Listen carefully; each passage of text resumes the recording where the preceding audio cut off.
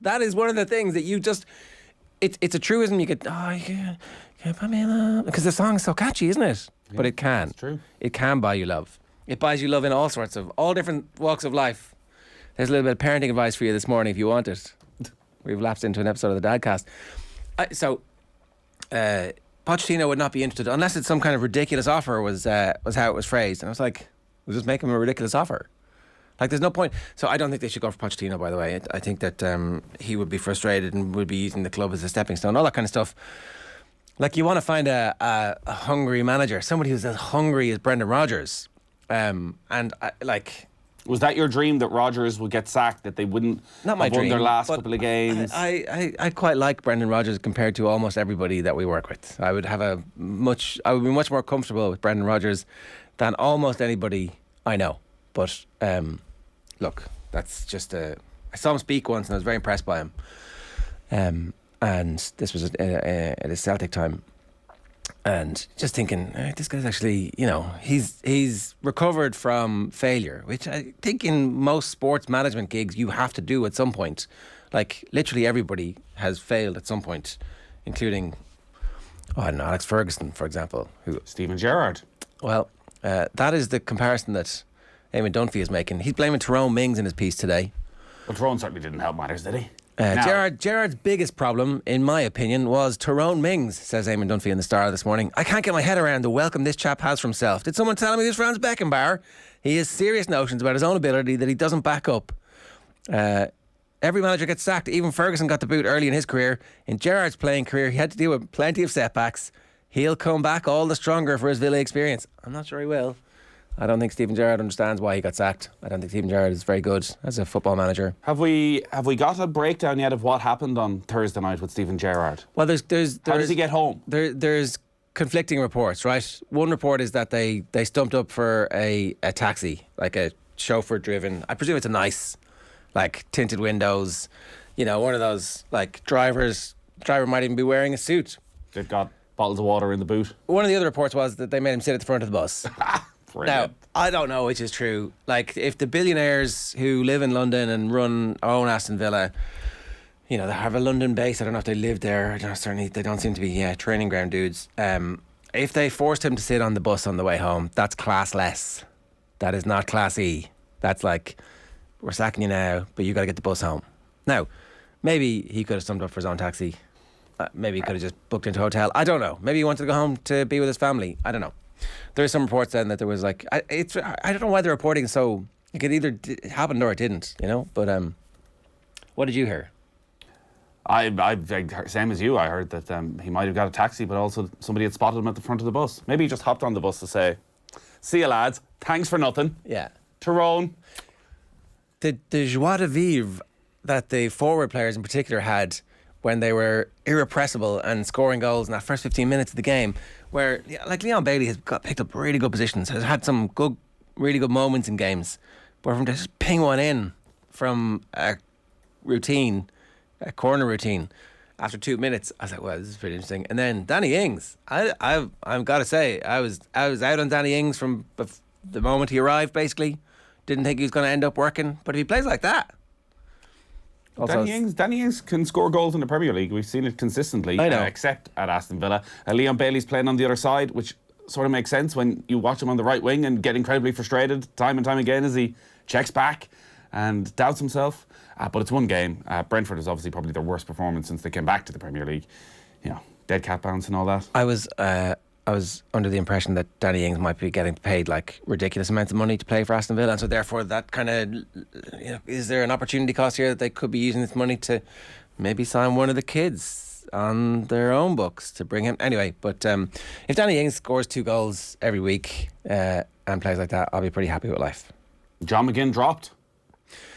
Just hasn't been playing well. I think McGinn will come back into the team in the coming weeks and take the captaincy off him, let him go back to enjoying his football. I'm a big fan of John McGinn as a person, as a footballer. I think that he was unfortunately identified as Steven Gerrard's guy, and when the bad manager picks you as his guy, you're like, well, what do I do? These are my team. How do I carry this on my own? I can't do it. So I think McGinn will come back in. But Douglas Luiz also playing brilliantly, and remarkable considering the last I saw of him on Thursday night, he was getting sent off. Somehow that was overturned. It seems it wasn't really a headbutt. Maybe if he doesn't get sent off, Aston Villa come back in that game. I don't think they were going to. Stephen Gerrard. Here, Ger, listen, you enjoy this moment. You enjoy this moment. I think the players... Because worst case scenario is going to happen for you. You know, they bring in your man from Sporting Lisbon. They're all right. They finished the season 12th, but we're not talking about Aston Villa first thing on a Monday morning for the rest of the season. No, nobody cares anymore. We'll see, back to mid-table obscurity. We'll see. We should be talking about Rory McIlroy, though, right? We should, absolutely. Late nights with Rory McIlroy. Won again last night. CJ Cup back as world number one for the first time since July 2020. His third victory in just over 4 months. And God damn it, why isn't Augusta next week? Because there's no question he is the best player in the world right now. And I don't remember him playing this well. I know he's had better runs of success. He's obviously had runs of success that have included running away with major titles. But his entire game looks so well-rounded. There's no doubts about any part of his game right now. His putting is exceptional. His short game, his iron play and his wedges have improved dramatically over the past year. Obviously the work he's doing with Brad Faxon on the greens is paying off. And his game management, he just looks totally in control of everything that he's doing. So you just hope he can sustain whatever good feeling he has. And he was very emotional again last night, talking about what it meant to get back to world number one. Like it feels like he's playing with a lot of emotion, which is a good thing for Rory, because it definitely felt for a few years as if he was a businessman instead of a golfer. And there was a bit of going through the motions, and he felt it would just happen. Whereas McIlroy's always been at his best when he's fighting for something, and like he is fighting for something now because he could go on and have, you know, it's very far away to the Masters, though. It's very far away. It is, and this is the most excited I've ever been about Rory at this time of the year. Usually on Golf Weekly, everyone else gets excited. I'm like, come back to me in the first week in April. And even then, I'm sort of like, he's gone to the Masters in every type of form, out of form, in cracking form, and it's never quite happened. And this run of form has obviously come after St Andrews, when he goes into the final round. And again, it was quite clinical in the way he approached the final round, was lacking that little bit of emotion.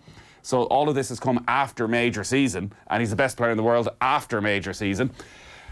He needs to find a spot where, in that major season, which is now, remember, just 4 months long, where he is the man and racks up a couple of them very quickly. I think the most important thing about the moment is, though, that he's actually proven that he can come back from wherever it was, however bad his game has got, that he's been able to get back to this level, which suggests he's going to be at this level or thereabouts for most of the rest of his career. Like, he could play into his 40s now, and we would still believe that he's going to be able to put together a 3 or 6 months, which will allow him to catapult back in. Because when you do this once, when you do this twice, when you come back again, the way he continuously comes back from bad form, that's the sign that deep down, fundamentally, he is a truly, truly great golfer. Well, this is the fourth wave of his career, and I saw a graphic last night of his world rankings, as you say, to come back, and he's basically had 4 where he's got up, come down, go up, come down. Now, his falls are down to world number 10 or world number 15 as it was this time. But every time it sort of lasted for a year, 18 months, and dropped again for a year and come back. So you're right. Maybe he can sustain this. Now, I also saw, you look at the world rankings when he got to the number one in the world for the first time 10 years ago. I think 5 of the players that were in the top 50 in the world are still in the top 50. It moves very, very quickly.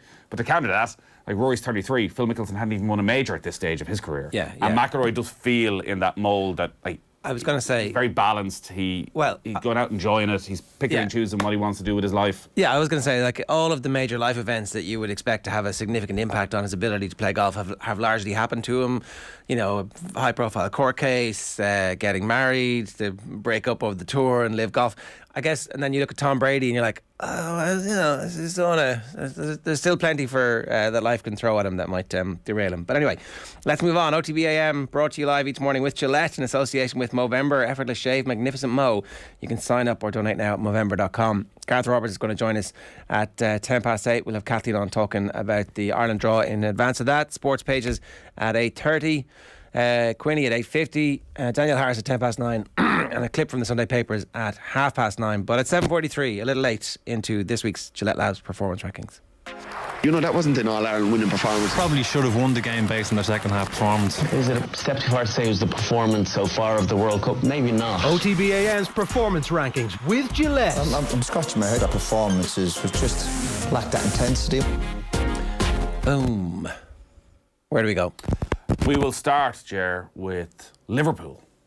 In the red once again. It's either red or green or red or green for Liverpool every second week, and fully deserved to be back in the red this week, beaten by Nottingham Forest, and it does feel as though that victory against Manchester City was something of a one-off, that this was Liverpool raging against the dying of the light, that they managed to get back to their full level of intensity, but it's just not going to be there on a weekly basis, and it really is going to put their Champions League hopes in peril when you look at what Newcastle are doing and you look at the amount of contenders that are there, the lack of consistency. Like, we've had everything from Liverpool over the last week. We've had the unbelievably good against Manchester City, unbelievably bad, and then they sort of scraped and win against West Ham in the middle. The second I see a Liverpool team with Elliott, Carvalho and Jones, I'm concerned. Was he forced to do that, or was But this? he is. This is the problem, that, again, Liverpool have so many injuries, and he's obviously trying to rotate the team and keep Jordan Henderson fit. Like, Henderson obviously can't play, it seems maybe even 2 games in a week at this stage. Whatever injury, is he trying to mind it for the World Cup? No, I don't know. He ain't doing that. But, like, I think it's, as much as they're all very talented players, you wonder, have they fully got that Liverpool mindset that's been there from Henderson and from Fabinho and from Wijnaldum before that, as to how hard you have to work. Like, we're talking about a 19, a 20 and a 21-year-old in key roles. Now, they should be good enough. They should be good enough to go and beat a Nottingham Forest, who haven't won since back in August. But is the work rate there from the three of them? Like, Joe Gomez probably sums up a lot of Liverpool's problems. You can see why Joe Gomez hasn't kicked on to the next gear. A game like Manchester City, where you have no choice but to concentrate like your life depends on it, because you're going up against Erling Haaland, and he's all in on it. Like, doesn't put a foot wrong. Then he just drops off lightly. It's Nottingham Forest away. It'll be fine. Not quite at it, and it just all falls apart. And yeah, Liverpool had a lot of possession. Yeah, they created a lot of chances, but I don't think it was a massive shock that Nottingham Forest got the goal when they did. And it feels as though this is going to be Liverpool all season. It's just, can they get enough of that good stuff that we saw against Manchester City? Yeah. I'm not sure. No, I'm not sure. I think there's a problem with your microphone there as well, so we might try and get you hooked up to a new one. So Liverpool are in the red following their performance against Nottingham Forest. We'll talk with Gareth Roberts in a bit more detail about this later on, but if you're a Liverpool fan, what? Just tell us. You can get in the comments, you can get busy at Off The Ball AM on Twitter either. Also in the red this morning are Leeds, and traditionally what happens is we put a team in the red, and then at 10:10 after we're off air this morning, the manager gets sacked. Are they at that stage where Jesse Marsh is actually going to get sacked today? Or have they gone so far into the whole Jesse Marsh revolution and the fact that they're kind of lining up the San Francisco 49ers ownership to buy the club outright at some point over the next 18 months? Do they need an American to keep that of interest? Somebody who can, schmooze and make that whole process work? I don't know. Nathan, you might be back. Good fill-in there, Ger. Well done. No wins in 8 now for Leeds, and it really does feel like it's up for Jesse Marsh. You can't really be losing at home to Fulham in the manner that they did yesterday. It doesn't quite seem set on what his best team is. A lot of changes over the last few matches. I commented on their game against Palace, was that only last week? And they're 1-0 up. They have chances, and Patrick Bamford's missed a couple of big chances in the last few games. He's just coming back from that long-term injury. Missed a one-on-one to put them 2-0 up against Palace when they were totally dominant in the first half an hour of that game, and they end up losing it. Obviously misses the penalty, has that bizarre dive against Arsenal as well, where is this Patrick Bamford is a sort of inner frustration. And there has to be a transformation of a team. Like Bielsa's side, and there's a lot of comparisons in the papers of the run of form that got Bielsa sacked, and Jesse Marsh's run of form is on a par, if not slightly worse right now, so should he be sacked as well? But Bielsa's team, you sort of knew exactly what it was going to be, and so many of those key players are either not there or have lost form. So Luke Ayling came back in yesterday, but some of us thought he was maybe the best right back in the Premier League a couple of years ago. He hasn't been anywhere near that of late. Stuart Dallas, you remember, picked up a real horror injury probably 6-9 months ago at this stage. He was a massive player for them, and they sold their best 2 players in Calvin Phillips and Rafinha, and the players who've come in haven't been of the same calibre, certainly not yet. Like Mark Roca, I think, has looked decent in the middle of midfield coming in from Bayern Munich. Brendan Aronson has had moments, but Leeds fans seem to be incredibly frustrated with him. He's quite an exciting player, but there's not always the finished product. And they've sort of been reliant on Rodrigo, rolling back the years a bit, and just about getting them enough goals. But there is the problem as well. Much like I think Stephen Gerrard at Aston Villa, were Leeds fans ever fully convinced by Jesse Marsh? I don't think they were, but he might be good. It's very early, is it not? Like, are there not some signs that team is playing high intensity, high energy, and they're just like... So the difference between Fulham are in 7th and Leeds are 18th, and there's 9 points in the difference at this stage, which obviously is quite a significant amount given there's only 9 games gone. But like, that's, 2 wins closes that gap. And Spurs, as we were talking about off air, have lost 2 games in a row. So, like, some of these teams, like Forest, are making the decision that you're our guy. If we go down, you're going to bring us back up. And I think they're going to be rewarded for that in the long run. Maybe Leeds can't afford to go down, and maybe that's the whole point, is that they need somebody, and maybe they end up turning to a Sean Dyche figure. I don't know. Yeah, I don't think any of these teams can afford to go down at this stage. And you're right, like Fulham now are up to 7th. They get a couple of wins. And I do think the way that the Premier League is set up this season, where there's so many midweek matches, sort of changes the dynamic, because things happen so quickly that you're losing 3 games in the space of 6-7 days, and the pressure that's going to come on is intense. So suddenly you find yourself dropping 5-6 places. I think 1 win for Leeds in any of those, and they're up to 14th. They're on 12 points, and they're within a victory of Liverpool in 8th. But they haven't been able to get any of them, and I think that's the problem, that they've had that one big victory against Chelsea, and since then nothing has really happened. And you're right, they do play with a good intensity, but we're pretty much a third of the way into the season, and it's probably a make your decision now. A lot of the teams seem to be looking actually make the decision before the World Cup break, so you get a couple of weeks with absolutely everybody before the World Cup starts, and then you get the full month of the World Cup to really work with everybody who's left behind. The YouTube user Confidence Wellness, not much wellness going on here. Marsh has to go, but the board won't get rid of him until after Liverpool. No plan, no direction. Bielsa made good players better. Marsh is a nice guy, but tactically out of his depth. I don't know. Maybe I can see how any they Leeds think fans that. will say this, but I think there's a point there of the lack of full appreciation of what Marcelo Bielsa managed to achieve with that group of players as you went through them. In the hierarchy above him. Like, I don't know. No, like that team that played so brilliantly in their first season in the Premier League, like, it was not a team full of superstars at all. He had made almost all of those players individually better, got the absolute best out of them. Colin wants to know, does Bielsa still live in Yorkshire? Surely he'd return. Does he still live in his little flat? Does he? I'd say he must be moving. Do you think Bielsa has like a massive mansion in London that he spends 4 days a week, but then he flies back up, gets a helicopter up to Leeds and makes sure he goes into Sainsbury's so he looks like the, down to earth, this is our guy? Surely he lives on the Pacific somewhere the rest of the year, like in a little cabana drinking rum. That's what I would do if I was like a multi-millionaire football manager. That's what I'm doing anyways. Arbo, the Liverpool owners need to spend big in the next 2 transfer windows to get ready for next season. It's stale, big time. Trent Alexander-Arnold is shocking and is being targeted. Gomez is a sleeping bag. Milner is great, but is 62.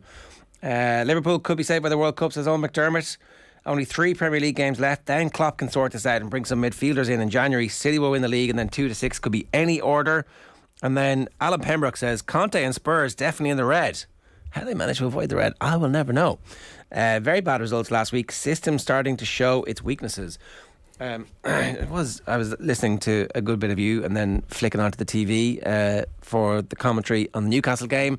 Jamie Carragher saying, nobody was talking about Newcastle for Champions League. I was like, Jamie, where have you been all my life? This show, they're going to finish above Man United. I said it at the end of last season. Laughed out of the room by the Man United fans. I think they could finish in the Champions League spot. They should be aiming for the Champions League. No, not this season. They've got to build gradually. Aim for like 7th or 8th, Don't be getting ideas. They've only spent 200 million. They should absolutely be looking at the Champions League. Yeah, I think they are. And as I say, that's why it's quite perilous for Liverpool that you can't afford to slip up, because there's 7 teams trying to get in there. Yeah, Tottenham avoid the red just because there was 2 teams worse than them this weekend. And it wouldn't even be Tottenham, I think. Like, it's Hugo Lloris who ends up in the red. You were a bit harsh, I thought. Why? Because it did look like he was fouled. Are you allowed to body check lads now? He didn't body check them. They just ran into each other. No, it was like two douchebag high school American footballers celebrating. Chest bump. That's what happened. So wait a second. So as we know, what happened was Callum Wilson stayed in his feet, turns around, lovely finish, dinks it over, back at net. If Callum Wilson goes to ground, is it a free kick and a red card? No. But who had possession? Together. Who had possession of the ball? But he had lost possession. Lloris didn't have possession. It's not like Lloris. I think if Lloris had managed to just volley that forward and then clattered into him, nobody even thinks about this again. But because Lloris miscontrols the ball, it does seem and they just run into each other. Calvert-Lewin also had like a nice push when he was going past the guy, and there was another goal as well over the weekend where somebody just swatted somebody aside. I think there was a double hand push. I guess the rules are the rules, and everybody understands that we're letting a lot more go. But it did look to me like proper body check. Still, I thought great finish, and then the goal after that, the youngest looking 27-year-old in the Premier League, with an absolutely sensational goal. Miguel Almiron. Well, it was terrible defending. Look, again, I think because there's so many games so quickly, you look at Tottenham, they should be in the red. They're third in the table. Like that's where Tottenham should be. That should be the height of their ambitions for this season. If they somehow finish third in the table, it'll be a very good year. But this is Antonio Conte. This is what you get. We saw it last season. We saw it at Chelsea. You get these runs where they don't create a huge amount. Like they're at home yesterday and they're playing like the away side. Like it's all about counter-attacking football. And they created a lot of chances. They should have been in front before Newcastle got the goal. Kane had chances. Son had chances. They should have scored. But in the second half, when they have possession and they're pushing, they've no creativity. And the loss of Kulusevski is enormous. Arguably more important for Spurs right now than Harry Kane is, because he's the one who gets the ball to Harry Kane and Heung-min Son. Like Son, aside from the couple of opportunities on the counter, was very, very quiet again yesterday. No Richarlison either. Like Oliver Skipp in midfield. Like Oliver Skipp's not good enough if you want to be challenging for titles. I know it's his first start of the season. Bentancur's grand. Højbjerg wasn't there yesterday, but again, he's steady. Bissouma's steady. But that's what Conte wants, and he'll grind out enough results over the season that they'll probably finish inside the top four. But if they'd won these two games against United, Newcastle, they're top of the league right now. Bissouma was supposed to be better than this, though, right? Like, that was a big money signing, much coveted. Bissouma was supposed to be at the Tielemans level where he was going to be able to come in and have a big influence, but he hasn't. They barely picked him up. It's been slow to get him in there as well. He's been slow to get him in there, and he was the one who sort of played at the base of the three yesterday and allowed Skipp to get forward a little bit more, and he was fine. Maybe he grows into the role. I wouldn't be panicking if you were a Tottenham supporter. Like, well, it's going okay. Maybe just another season of Champions League qualification is considered building on the foundations, and then you are able to attract better talent next season. And that this isn't like they're not going to win the league, right? Because we expect Man City to win the league. So after that, then just making sure that you do finish in the top four probably is the type of situation that will keep Conte interested, that will keep him. But that's the other worry, isn't it? Like that this could implode with Conte at any second. Well, like, there's some big games coming up. We touch Liverpool, Leeds at Anfield next Saturday. Liverpool go to Tottenham the week after that. Okay, but it is still a big enough job that if Conte decides, I've had a fit of peak, that actually they're back at the level now where you're going to be able to get a world-class manager. Poch. Maybe. Unlikely, but maybe. What about Newcastle? Are they going to get any credit? I think they'll get lots of credit. Like defensively, they are exceptional. Now it's funny, the criticism of Trent Alexander-Arnold, which I think we'd all agree, defensively, Keith Tracy was making the point, Kieran Trippier, like if that's Trent Alexander-Arnold getting spun the way that Trippier did by Harry Kane yesterday, he's getting absolutely hammered. But generally at the back, like they've the best defensive record in the Premier League, and whatever Tottenham threw at them in the last half an hour, they dealt with very easily. Remember, they're missing Isak and Saint-Maximin yesterday. To come back in, probably not till after the World Cup in Isak's case, but will they go and invest then in January as well and really kick on? You'd say get there a season ahead of plan possibly and get into the Champions League? You would think so. One point, Michael McCarthy in studio last week was making the case that every time you talk about Newcastle, you have to point out the fact that they spent all this money and it's basically a cheat code, and like, Eddie Howe getting praise, and I don't want to be, he's probably sitting listening to this going, well, that's not exactly what I said. But I do think Eddie Howe is doing a really good job, and I think that like loads of other clubs have spent loads of money.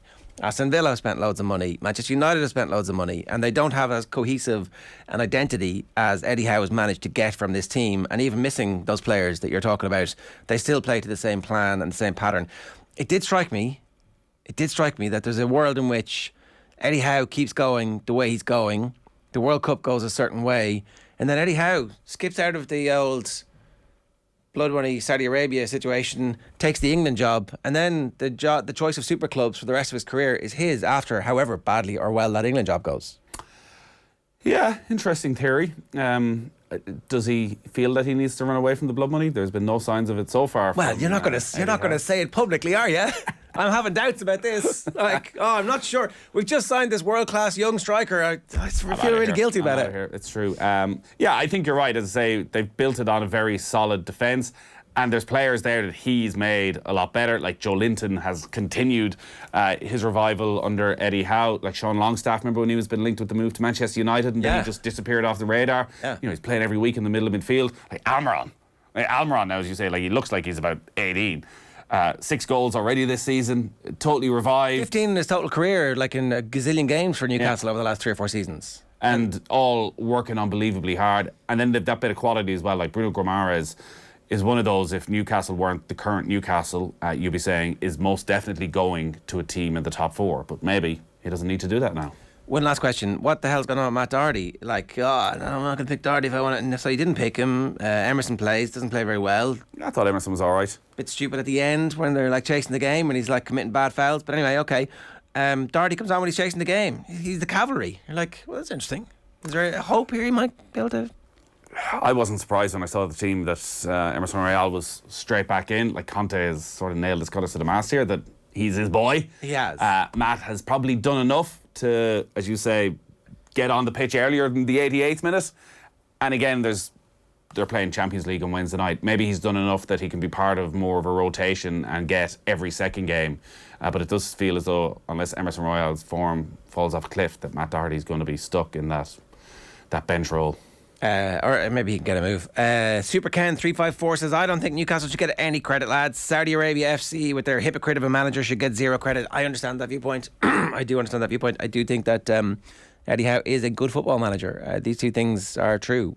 You know, they do have the ability to spend more money. They've spent more money than most teams in that short period of time. But he has managed to make that money be well spent. And yes, what Saudi Arabia is doing with their sports washing campaign is fairly straightforward. Many other countries are doing the same thing too. So, let's move on. In the Amber, well, we're going to hear from Amber Barrett in a moment. Hey, see what we did there. Republic of Ireland's World Cup draw, bright and early Saturday morning. From a purely footballing point of view, it's a very difficult draw. But from a supporter point of view, and I think from a generating interest and really capitalising on the buzz that's there, it's a very good draw. So, Australia, opening day of the tournament in Sydney, going to be a sellout crowd of over 40,000. There's a lot of travel. Head over to Perth then, get the old 4-hour flight to take on Canada, who are one of the best teams in the world, and then Nigeria, who are the top 4th seeded team, who've been at every World Cup, the best of the African nations, all the way back to take them on in Brisbane. The kickoff times have just been confirmed in the last few minutes, so all the games are going to be 8 p.m. local time, which again I think is a really good thing. It means all the games will be sort of mid-morning Irish time, because there was a concern, and I said there is 2 sides to this. There's the pure footballing side, but there's also what it can mean for the game in this country, that the games will be on at 5 o'clock in the morning, and it'd be very difficult for people to watch them or to create the energy that they want. But I think this is sort of perfect. They'll all be nice times for those of us who are stuck at home. But also, they're all in good cities for a massive Irish support. I saw Louise Quinn saying that aside from Australia and New Zealand, she'd be fairly confident that Ireland will have the next biggest supporter base. It'll be tough to get tickets, I suspect, for the opening night of the tournament against Australia. Remember, Ireland beat Australia a year ago, which sort of started the revival. Yeah. It was a friendly, and Australia are going to be going into that off the back of a lot of friendlies because they qualify automatically. And we can hear from Amber Barrett, but one of the key things for Ireland is like they're set up for tournament football, it feels, because they're so bloody difficult to play against. Like, they know how to win games 1-0. They know how to eke out a result, which in the group stages of a tournament, when you're going in as massive underdogs, you're going to say Euro 2012 here. I can see it in your face. I think we'll stand to them. You want to hear from Amber Barrett? We've been doing the permutations over the last few days of the best possible group, the most difficult possible group. This probably veers more towards the most difficult sides. Have you, as players, been doing that? Have you been like, what did you want from this draw? Was it just being in Australia where you know you'd have a big Irish support? Was it test yourself against the very best right from the group stage, or was there a hope that actually maybe, you know, on paper it would be more appealing? Though, as you say, you've already beaten Australia. very recently, and I'd imagine confidence levels are incredibly high. So what were you thinking before the draw, and has that changed since? Yeah, I think just what you've said. Like I think, you know, when we were all looking at the pot one, and like I think regardless of what group you were going to be in, looking at any of the pot one seeds, I think you were going to have a difficult game. You were, you know, literally the best teams available in the world were in it, and I don't think that, again, as I said earlier, I don't think we were looking at it being like, oh Jesus, you know, I hope we avoid this one, or I hope we avoid that one. Honestly, like, it's not, I'm not just saying this, but there is just the sense with this team is we're just so bloody happy to be there. You know, it doesn't matter who we have. It didn't matter who we who we had or who we avoided, or what it will mean for, you know, if we get out of the group, what does it mean? Or if we don't get out of the group, what does it mean? Like, it's not about that. I think, you know, we've spent such a long period of time, you know, this group of players, but also the players before us, have been waiting for this moment to get ourselves to this, to be playing against the best teams in the world and absolutely showcasing ourselves and showcasing our qualities and capabilities. And I think, you know, I definitely think a lot of teams would have been saying that they didn't want to play Ireland, you know, and I think that's one thing that will definitely be carrying through with us next year. We won't give any team an easy game anyway. That's guaranteed. So it's not that we're just going there to make up the numbers. It's we're going there with a sense of freedom that we're now here to express ourselves. That's what I'm taking from that. Yeah, I think there's a huge amount of confidence in the squad that they can go and play against these top-class opposition. You know, the draw against Sweden, beating Finland twice, beating Australia in the friendly. It'll be interesting to see what sort of games they go for between now and the World Cup. There's still quite a bit of speculation about a potential friendly against England between now and then. It won't be next month. Vera Pauw was answering a lot of questions about logistics and finances. And obviously it's back in the front pages again about what's gone on in the FAI in previous years, and more will come out, it seems. But the perilous state of the FAI's finances affecting what they might want to do next month. So there is a gap for a friendly next month. It does look as though Ireland will play a friendly, but Vera Pauw basically made a deal back in the summer and said, we'll worry about the November thing when it comes around. I want all that money for that camp. And I want to go to Turkey for a training camp ahead of the game against Georgia. That obviously worked brilliantly. They've qualified. And you really hope that the FAI and those around Irish football find the money for whatever they need. Like, God almighty, this...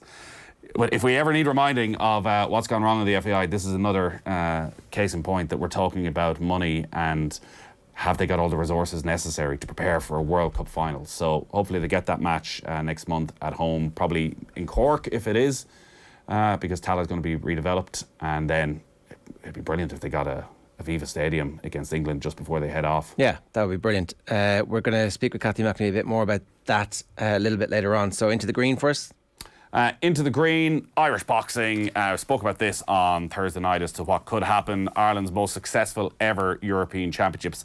7 medals, 3 gold, 2 silver and 2 bronze. So gold for Kelly Harrington, Amy Broadhurst and Aoife O'Rourke. Caitlin Friars and Christina Desmond took the silver medals on Saturday. So Zora Antia, again, just an insane achievement. The most successful team at the finals.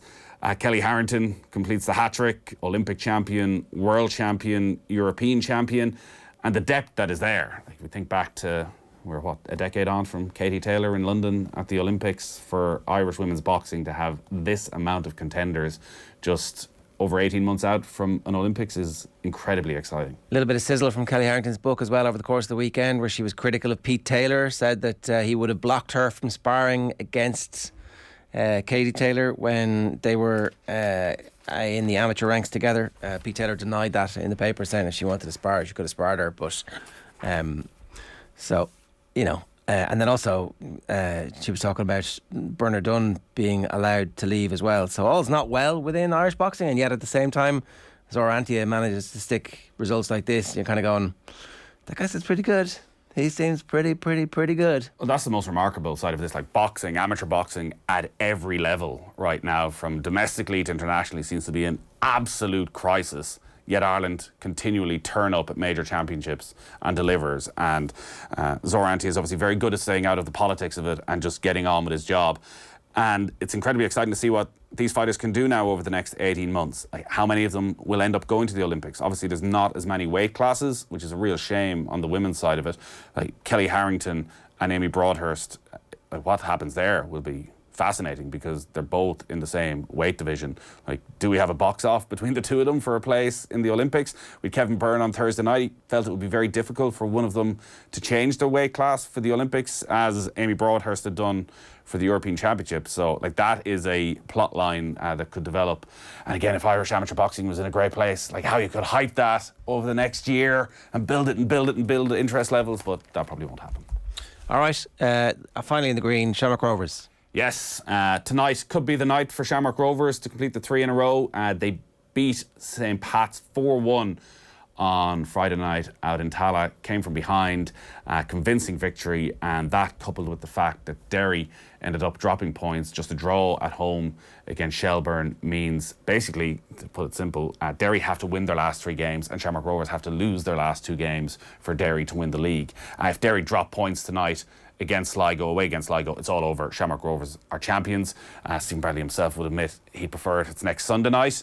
So Derry go to Tallaght to take on Shamrock Rovers next Sunday night. And I remember looking at the fixtures right at the start of the season thinking, oh, wouldn't it be brilliant if this was the grand finale, Rovers' last home game of the season. There's still something to fight for. And it may still come down to that if Derry win tonight. But again, Rovers just have so much depth, so much quality. They're under a bit of pressure early on, concede a very early goal. Saw them score in the last minute against Shelbourne in their last home game.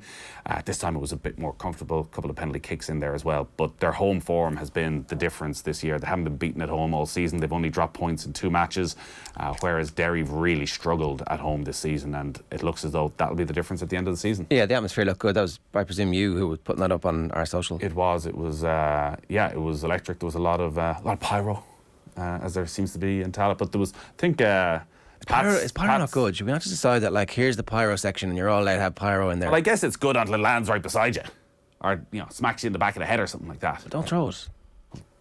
What's the point of it? Because people are always throwing it. So don't be throwing it. Yeah, Pat said I think over 1,100 there. So it was full house.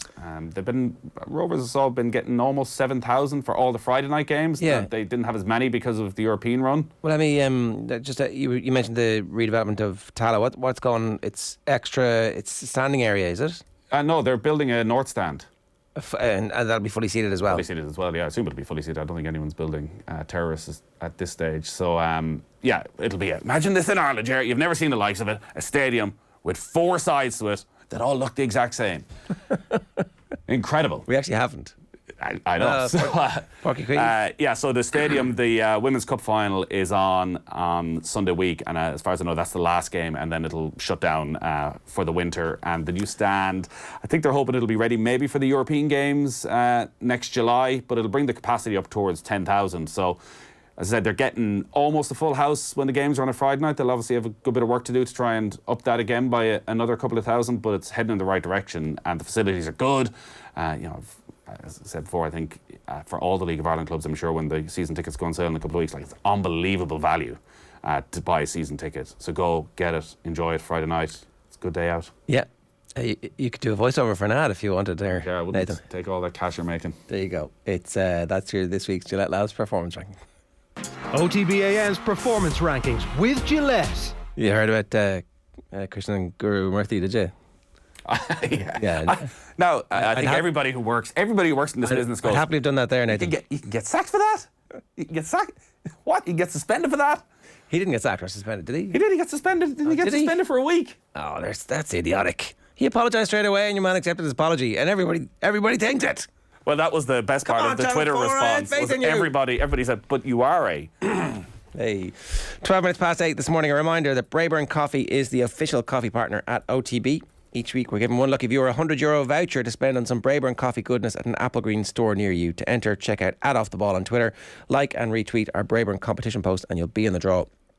Braeburn Coffee never compromises on quality or taste to give you the best on-the-go coffee experience on the road. It's available at Applegreen today. And a reminder, the Creasla Community Support Fund has been established by the Irish Red Cross in collaboration with Unpost and Applegreen.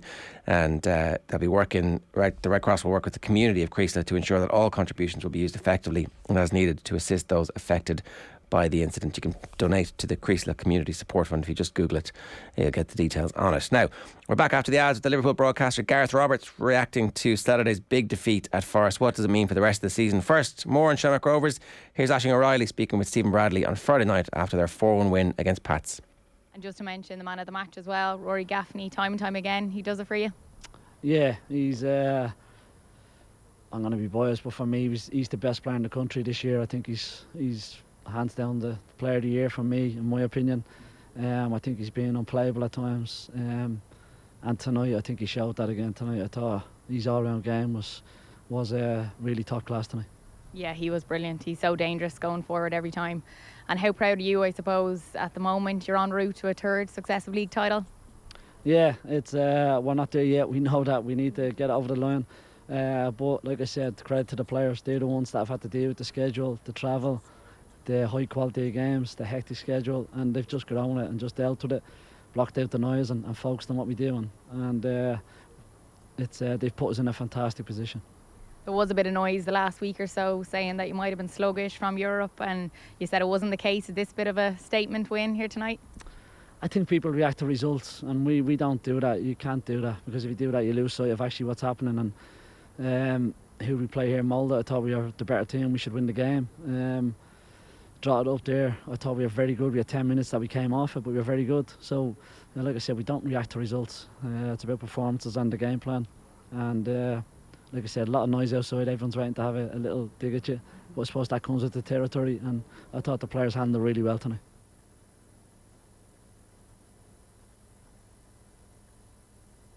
OTB AM.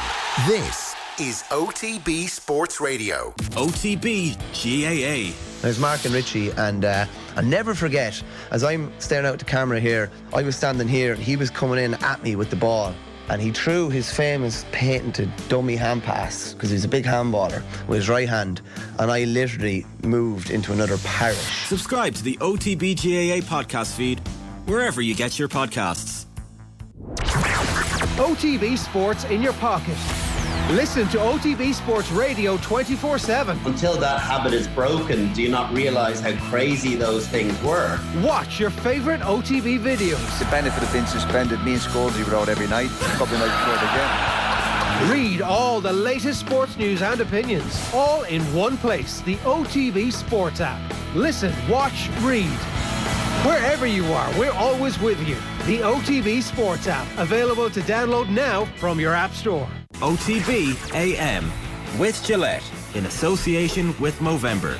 Effortless shave, magnificent modes. So every time somebody gets injured at the moment, it's like, doubt for the World Cup, Varane in tears on the pitch, and we're still waiting for the official word to see exactly what it was. He thought it was something serious. Well, Erik ten Hag said he was going for a scan yesterday and tried to calm the situation, it seemed, but you can understand there's not that 3-4 week break that was generally there before World Cup finals, where if you get a little strain, you're fine. And a lot of managers are going to have to make decisions about players who will miss maybe the first game or the first two games. Like, remember, there's Premier League games on the Sunday and the World Cup starts the following Sunday. So there's no gap at all if you pick up a bit of a knock. And I suspect we'll see plenty more players leaving the pitch in floods of tears. And it's constant. So, France, if Varane is gone, have lost Varane and N'Golo Kante. And throw in the fact that, Paul Pogba and Kylian Mbappe hate each other. And, are they the strong favourites that a lot of people feel that they should be? England have the same problems. Like, are they going to take the risk on Reece James? It's going to be very difficult, I feel, for Reece James if they're saying he's going to be still in a leg brace when England are heading over to the World Cup, to say, I'll be grand. I'll be fine. He'll be fine by quarter-final, semi-final. Now, you can pick 26 players in the squad, so you kind of have to take a bit of a risk, do you? More wiggle room. Like, is Reece James that good that you're bringing him? Like, again, because they've so many right-back options, you got to assume somebody's going to play themselves into that position as the tournament goes on. That, like, maybe they end up having to go back to Trent Alexander-Arnold. Like, wouldn't it be remarkable? I'm not convinced this is happening. If Trent ends up playing, you end up starting, and England end up winning the World Cup, and he's their main man, and he turns out he can play for England like he played for Liverpool, and all this is forgotten forever. Forgotten forever. Or what happens if he goes back and all the Liverpool fans hate him for being good at it for England? Or what if he reaches the semi-final and makes a mistake where the ball goes over his head and somebody runs in, Vinicius Jr. runs in behind him, sticks it, thanks very much, and then they do it again. I don't know. The injuries is going to be the thing that dictates how you feel about most teams, and so therefore it's very difficult to go. Like, JD was very confident money in the bank on Brazil. You would feel that certainly at the moment, the way a lot of their best players are playing very well, and they do seem to have crazy strength and depth in a way that I don't really remember them having before. But all it needs is like one of the countries who is traditionally good at getting their shit together at a tournament to just have 12 players who play brilliantly. Varane is out for 3-4 weeks is the message that we're getting in, and Deschamps going to have to make a call on it. So again, 3-4 weeks is that awkward spot for a manager as to whether you stick with somebody. And again, maybe it depends on the injury, because if it's 3-4 weeks and after 3 weeks you're back training and you're fine, you're so fit and you're ready to start a game on 4 weeks, then it's fine. But if, I think if you're Reece James and you're in a leg brace, it's probably harder to make the case. And you're right, like the World Cup, there's no greater tournament for hindsight than going, yes, Germany, they have been building for this secretly by losing all their matches over the last 2 years. How do we not spot what they were really trying to do? Yeah. And all their guys are fit. So everybody being fit is probably best ability is availability. 19 minutes past 8 this morning. Time for us to turn our attention to Liverpool. I'm delighted to say Gareth Roberts is with us this morning. Gareth, this is a question that we start a lot of our Liverpool interviews with at the moment. What the hell's going on? Good question, mate. I mean, everything that could go wrong sort of seems to be going wrong at the minute. And I think every time I've come on here as well, it seems to have been after a bad result recently.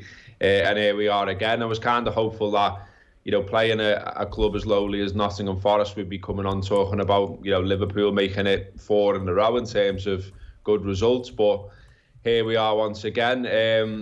I mean, it just seems that they're very fragile, both mentally and in terms of the squad. In terms of if a couple of players are missing, certain key players are missing, you really notice the difference. And I think that's what happened at the weekend. Thiago, I think I've said on here many times, for me makes a huge difference to the midfield. And when he's not there, you really, really notice it in terms of dynamism, in terms of someone who can create, go past people, play a pass that you wouldn't be expected. And, the midfield at the weekend, obviously we had, 3 players under 21. And I think you saw the difference, obviously, and we missed Darwin Núñez. There's been a lot of chat about him all season long, about whether he's good enough, about whether Liverpool have overpaid and all this kind of thing. That was a striker there who'd scored in his last 3 games. So to lose him was a big blow, because the way the game went, and with Liverpool having a lot of opportunities in and around the Forest box, you'd like to think that Núñez, who is a box player ultimately, would have got on the end of one of those chances. Obviously, in terms of the manager, he comes out, doesn't he, and talks about set pieces. But for me, that was a little bit sort of papering over the cracks, really, because if you're playing Nottingham Forest and you're Liverpool, you should be creating a little bit more than set pieces. I mean, he's right to say that, the hat-trick of chances that Van Dijk in particular has, you'd expect there to be a goal or two from those 3 chances. But Liverpool needed to be more creative in open play, and they simply weren't. And, Forest, a lot of endeavour, a lot of battle, a lot of fight, the ground up for it. This is why they're back in the Premier League, isn't it? They want to be in and among the big boys, playing the big boys. So all of that was totally to be expected for me, and is not something new that Liverpool are facing there. For me, when Liverpool come to town anyway, a lot of the time you see the crowd get up for it, you see the team get up for it. So none of that should have been a new challenge for Liverpool, but they looked a little bit shell-shocked for me at times by that. They certainly didn't win the battle in midfield. And there are too many players as well. It's not just about the injuries. The injuries is a big problem. There's no two ways about that. But I think as well, a lot of key players just haven't looked in form all season. I think the drop-off from some is quite alarming. There was a drop-off at the end of last season, I felt, with Fabinho, but he seems to have dropped even further. And if you dig into his stats, in terms of interceptions, in terms of tackles, things like that, it just sort of backs up what you're seeing with your eye with him, which is that he looks off the pace. People are passing around him and going past them in a manner that we're not used to with him, because he's been one of the best in the world in his position for me the last few seasons. So I thought he got back to form over the last couple of games as well. Maybe it was just that the surrounding cast are not used to what their role is to help him be his best. 100% that's a thing, isn't it? And look, Curtis Jones wasn't expecting to be starting that game. Thiago gets an ear infection at 5:15 in the morning, is rushed to hospital and is told to go home, and then Curtis, when he wakes up and has his cornflakes, is told, you're starting in midfield today. So, you know, that's not ideal. That's a lad there who's been out with injury himself for a long time. And I'm not pinning it on him for 1 second. He's a young player that is breaking through, that expects to play a certain amount of games this season for Liverpool, but doesn't expect to be a starter. And yet you're right, look, there isn't that understanding between players that you get when you're playing week in, week out, when you've got a system you all trust. The system's changed as well. So, you know, there's lots of things going on where you're just watching it thinking, well, this isn't the Liverpool I know and love. You know, where we are now, you know, we've lost as many league games in 11 games as we did in 38 last season. So, you know, this is a Liverpool side that in the past 4 seasons has gone through 90 points, you know, 3 out of those 4 seasons. Now, you wouldn't be backing them to do that this season now, because you're looking at, they'd have to be absolutely perfect for the rest of the season. And, you know, there's nothing that suggests that's what they're going to be now. So now what they find themselves in realistically is securing top 4, making sure that Champions League qualification's there for next season, and trying to do something in the Champions League this season. Obviously, they only need a point against Ajax to qualify for the knockout rounds. And then once you're in those rounds, especially Liverpool being Liverpool, you know, you'd expect that they can sort of do anything. But equally, on the other side of the coin, and a bit more sort of glass half empty, the way they're defending and the amount of chances that sides are getting against them week in, week out, you know, you would think that the better sides with the better strikers, etc., would be having a bit of a field day against Liverpool right now.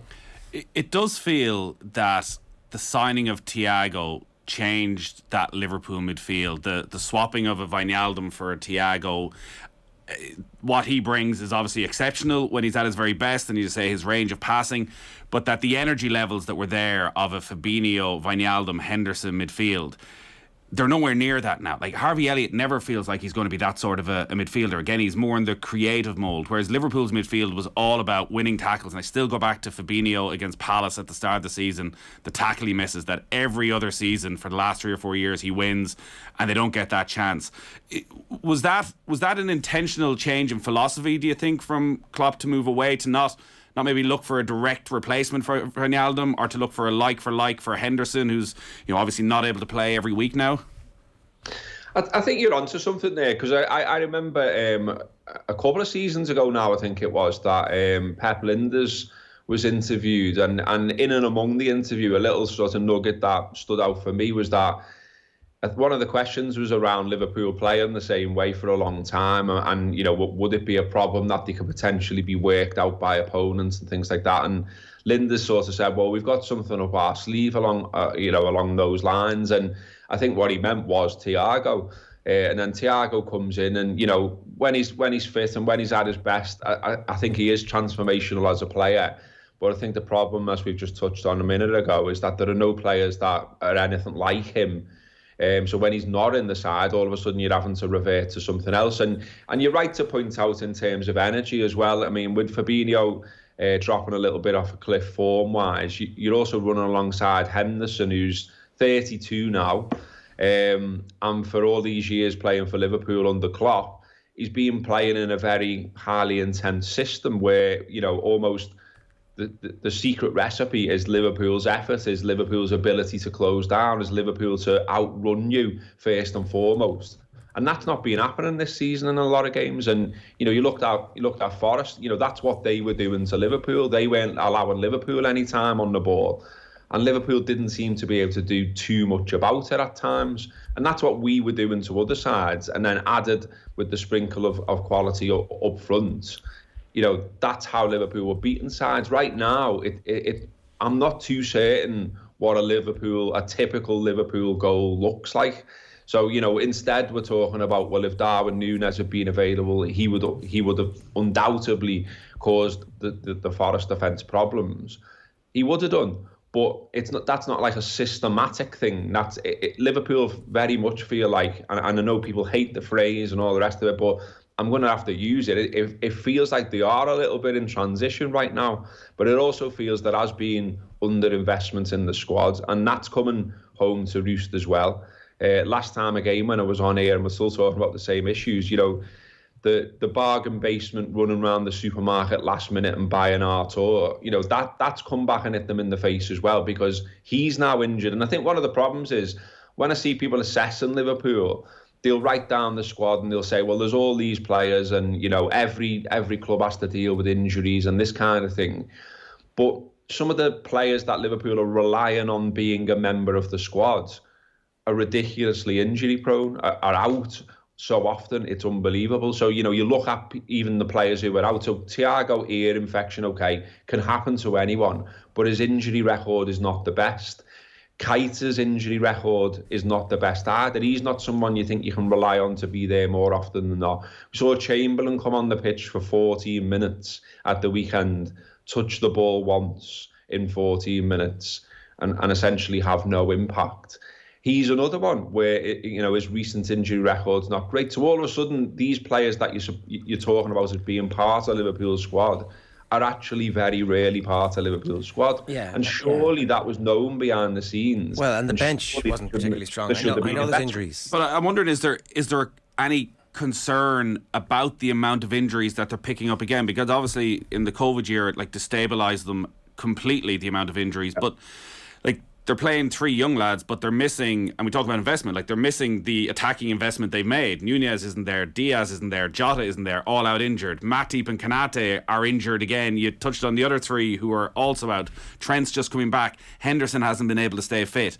Is there a deeper concern, do you think, around the club as to the amount of injuries they're picking up this season and whether they can get on top of it?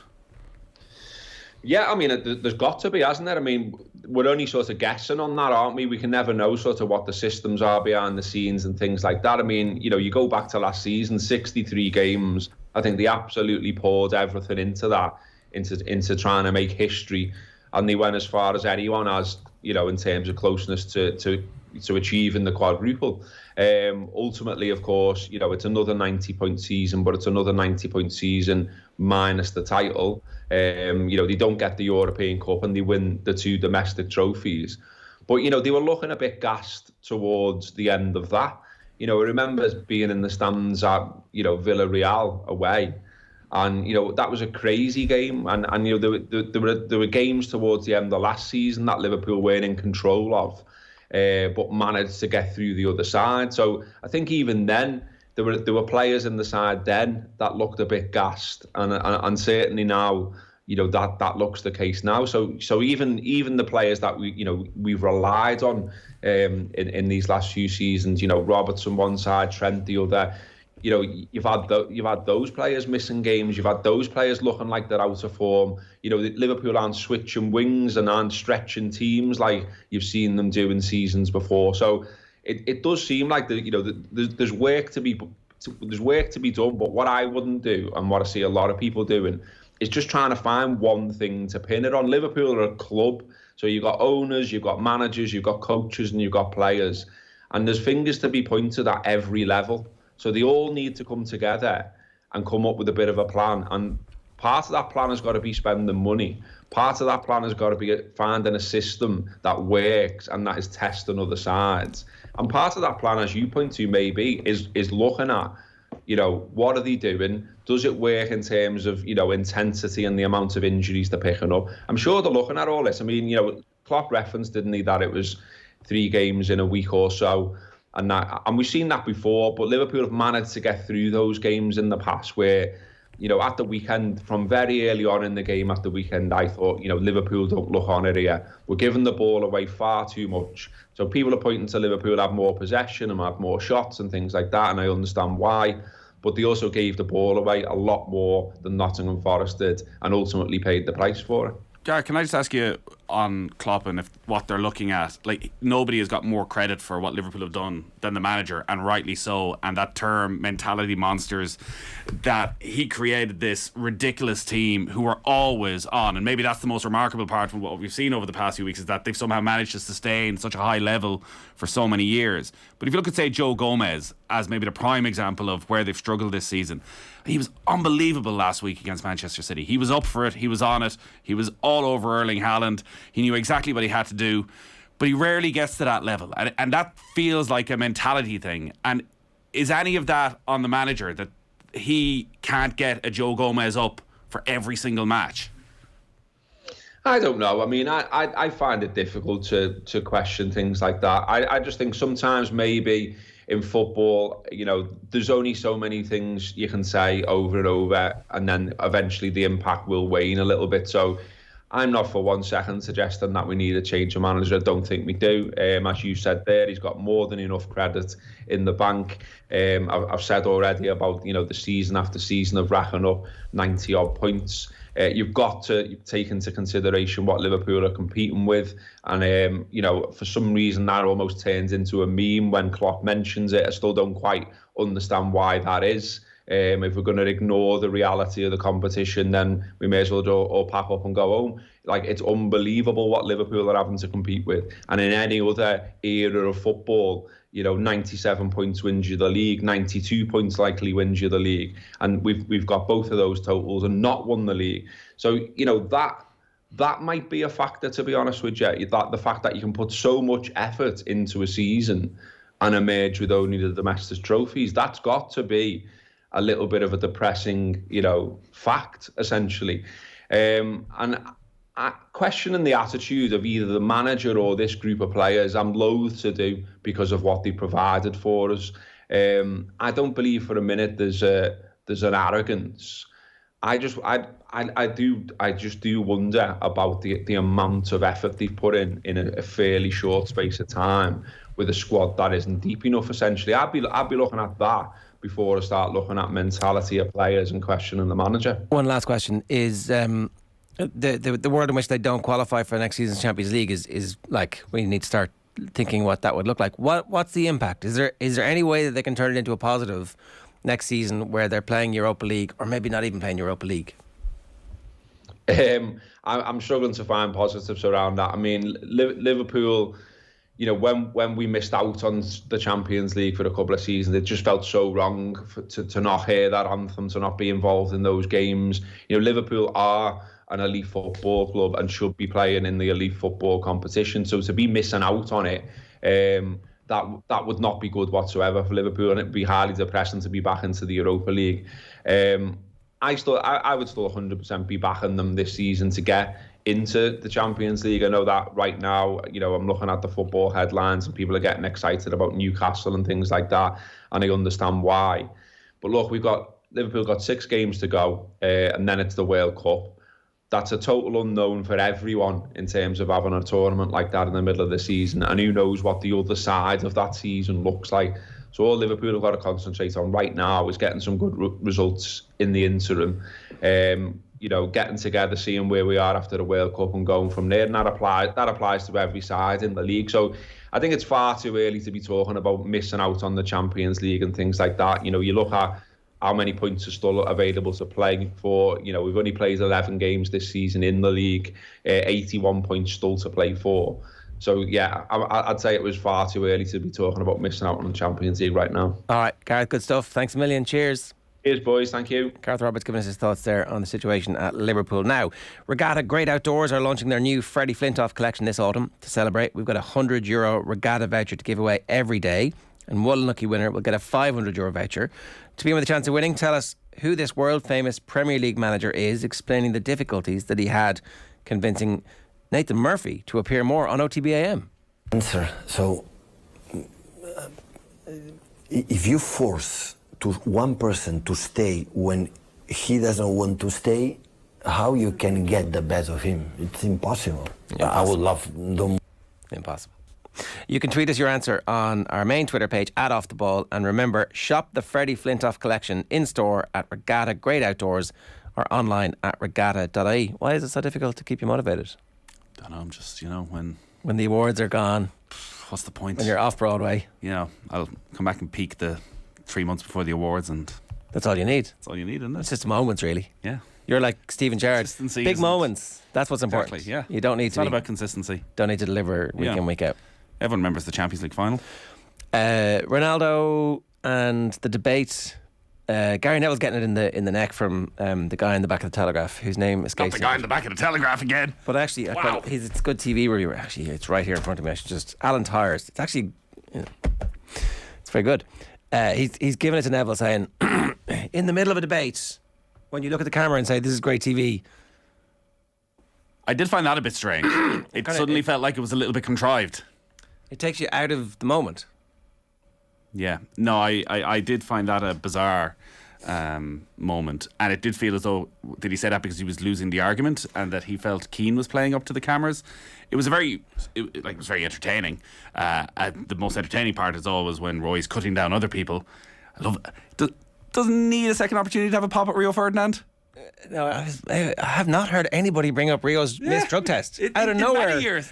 That's a good point. Scholes, he didn't even bother. Didn't play. Yeah. We hammer him? No. It was like listing all of the BT Sport people as well. I'd say there was like people going, I mean, we didn't even ask him to do this. This is amazing. I like this guy.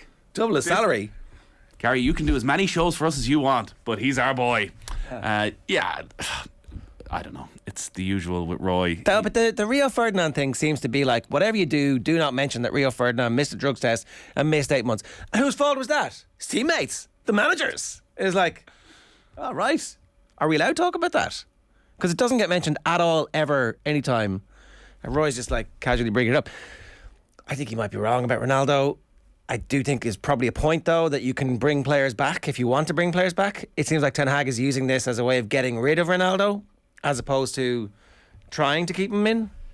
Yeah, but why does he want to keep him in if he's not going to play him? Well, because he can score goals off the bench like he did last week. Do you know what I mean? They don't have anybody else. Well, but I think if he thought that he would offer an awful lot on the pitch and that he could rely on him to score those goals off the bench all the time, that he would probably keep him. But Ronaldo's not happy. That's where the clash comes. It's a fair point. If you say to Ronaldo, and he may well have had that conversation, said, I want you off the bench to score those goals. He's like, sorry, but I have to sit for 75 minutes and watch Marcus Rashford miss chances before that. Yeah. No thanks. Yeah, I can see why. Look, we'll come back to this a little bit later on. In the Amber today, obviously, in the Gillette Labs performance rankings, was the Republic of Ireland World Cup draw. For more reaction to that, I'm delighted to say we got Kathleen McNamee with us. Kathleen, was it an Amber draw or was it a green draw? Was Nathan being a little bit harsh here? No, I think you guys were probably being fair about it. I mean, I agreed with most of what Nathan said in terms of the fact that it's a really difficult draw footballing wise, but in terms of the excitement we can build for it, in terms of like the times the games are on, it's absolutely perfect for everything. And I won't lie, like when I watched the draw, I was at a wedding on Friday night, so I was a little bit bleary-eyed, kind of like one eye open, following it on my phone. And as the teams came through, my first initial reaction was, oh no, these are good teams. But then the more I thought about it, the more I was like, we definitely have the capabilities to get some results. I've looked at some of the like international reaction to the draw, and basically everyone is saying that we're going to come last in this group. Right. But I don't know. I feel like we could be the one that like trip people up, and I hope that's the case, especially by the time it comes around to next year. It was really disappointing to hear from Vera Pauw that like players like Jesu and Ellen Malloy probably won't be back. That was disappointing, but I hope that with the rest of the squad we have, and who knows as well who might come through in the next couple of months, who could provide a really interesting tournament for us. The interview that Vera did with John Duggan on Saturday, she spoke about knowing Nigeria very well from her time involved with South Africa. What should we expect from Nigeria, like, and how good a team are they? They're great. I think this year was the first, it's like only the third ever time that they haven't won WAFCON. They are, I mean, their star player, their kind of Katie McCabe is Aswala. She plays with Barcelona. She is one of their top strikers. She has had a few injury issues over the last year or so. So again, not that you would ever wish someone to be injured, but that's the sort of player that we would be watching for and seeing how she performs over the next while. I think what we can expect from Nigeria is a really tough game. In terms of rankings, we're in very different positions, but the majority of their players play in La Liga or Europe. I think they only have one player who actually plays in Nigeria. Everyone else is based outside of the country. So I think what we're getting there is a really attacking, fast style of football. We watched the La Liga a lot more now that Barcelona have kind of become the superpower that they have. And, you know, there's quite a few Atletico players on there, a few from Real Betis as well. And they're all just incredibly quick. They're very, very strong on the ball. And I think what we can probably expect is a really tough encounter with them. I think with Australia and Canada, we're going to be coming up against like very, very technically minded players, because that's how a lot of them play. Whereas I think we can get a very gritty match with someone like Nigeria, which I think will be fun to watch, and I hope we would be able to get a result out of it as well. You hope that there'll be still something to play for as well by the time it comes to that Nigeria game, and that'll be reliant on Ireland getting something from the first two matches. Canada don't have an exceptional record at World Cup finals, but they are the Olympic champions. They beat Sweden on penalties, and obviously Ireland have also drawn with Sweden, so maybe again there's some confidence we can take from that.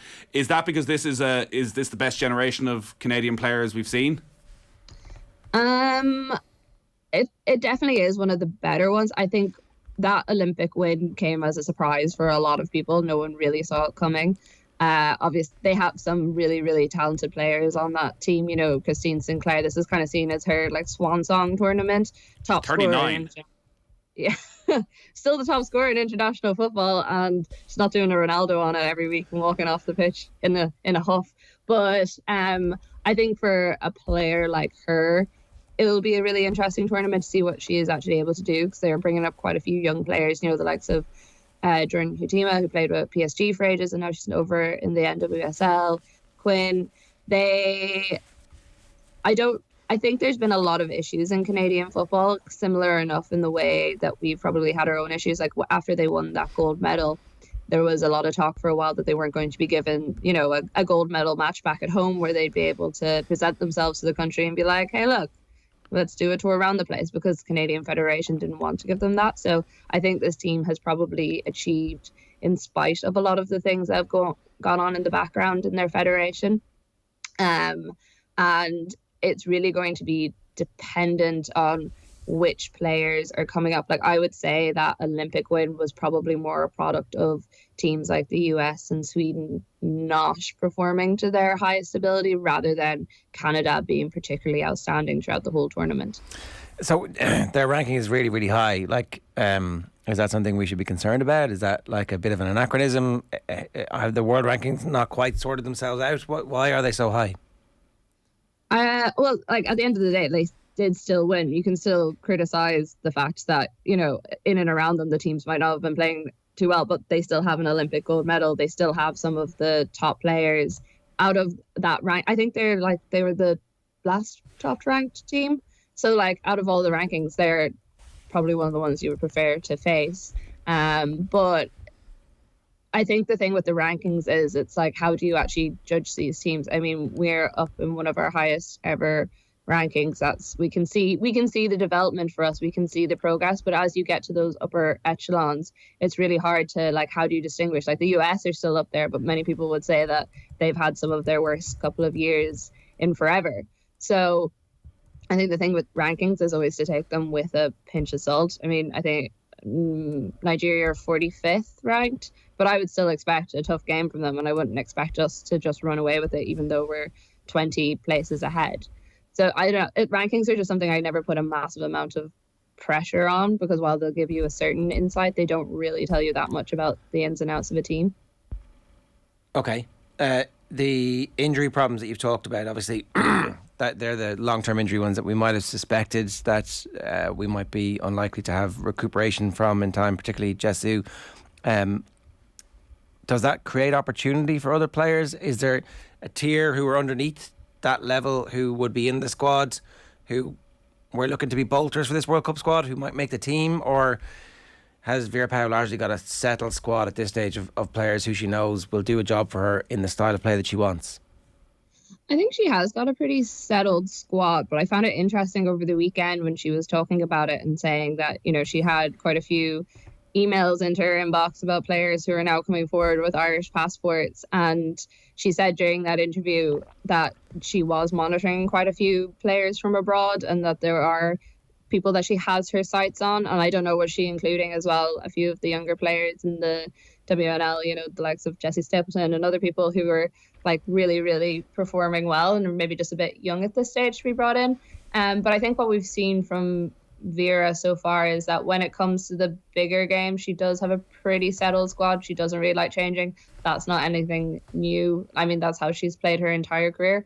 But when she has like an opportunity to bring people in for those kind of wider training sessions, she is willing to do it. And I think the fact that those two players, like say the likes of Jessie is out, I do think it provides a massive opportunity. And I think you even look at the way the WNL is going this season, the matches that there were at the weekend, there's very clearly like a lot of talent in the league. So I think it would be silly at this stage, especially because we don't know who else is going to get injured between now and July next year. You know, we need to have a massive squad depth if we want to be competitive, and we need to make sure those players who are maybe on the edges now are given that time in the lead up to the World Cup, so that we don't have a situation where, say, it's like before the game against Scotland and we lose 6 or 7 players and suddenly we're going to a World Cup being like, oh no, we have these young players, we think they have a bit of talent, but we haven't given them enough opportunities. And that's why games like the November International, hopefully we can get someone, hopefully we can get a few more in before the World Cup, are so important for us. Yeah, it's going to be really interesting. Vera Pauw was saying, presuming that November International happens, that will probably be the only chance for players on the fringes to really stake a claim. She didn't seem particularly happy that it was only 23 players in the squad as compared to 26 for the Men's World Cup. That again, it means injuries, you're very tight in certain positions. And she's generally picked quite big squads of 28, 29 players, albeit sticking quite rigidly to the same 13 or 14 who would end up starting. And also that she's had a lot of phone calls already from the diaspora who have looked at Ireland qualifying and realised they've a bit of Irish heritage. Now, I see she's quoted saying, if you don't have a passport already, don't bother making that call. But it would be interesting if there are players, I certainly know on the men's side, they've got an unbelievably good scouting system in the UK to realise what players are eligible. If that was a route that they were to go down, I know like Lucy Quinn has come in the last couple of years. Lily Agg, obviously, it seems has been trying to work on it for quite a bit of time. But I'm sure there are plenty of players there. And you know, that's a big decision for Vera Pauw to make in terms of, could that cause disharmony if you're bringing somebody in from the outside when you have, as I say, so many players who've been there? Get them in now, and then, you know, don't bring them to the World Cup, but then use them for the tournament after. Like, what about the group dynamic? Even like players like Megan Walsh as well. You know, we had so many conversations when she first came into the squad. Is she going to take that place from Courtney Brosnan, even though she's been there for so long and kind of like proved her quality? And I think she probably would have if only Megan Walsh didn't have that like slight injury early on when she first came in. She probably would have taken that spot. So it's that weird thing when you watch this squad. I know everyone's become incredibly attached to this squad because of what they've qualified and what they've done for us. But we're also going to have to place that somewhere and realise that, oh, this might not actually be the squad that goes, and chances are probably won't. Like, people are going to miss out. People aren't going to go. We're going to have to place that aside somewhere and say, like, look at it quite coldly and be like, okay, well, what's our best chances at actually performing at this tournament? Yeah. Fairness, I think Vera Pauw is very capable of looking at it coldly and making those big decisions. Someone we like is getting dropped. Kathleen, good stuff. Thanks a million. Thanks, guys. That's Kathleen McNamee there. More from Koi Gig this week. I was talking to Amber Barrett. We heard a little bit from earlier. God, she's such a great speaker. And as we saw post-match, how eloquently she spoke about Creaselaw. And she spoke about that again on Saturday. I'm sure the clips will be up on social, how she got a message from Leona Harper's father. And Leona Harper, one of the victims of the tragedy, she's gone to the same school as Amber Barrett, just congratulating her and thanking her for taking the moment and talking about that day and, ringing her mum and saying, I just can't get this out of my head before the match at all. Like, it's all she's thinking about. And to be able to go out and score a goal of that importance and to leave the legacy that she will by being able to react that way, it's just so hugely impressive from Amber Barrett. And I think, the more you talk to her, the happier you are that she got to have that moment. Yeah, but no guarantee that she's going to be in the squad.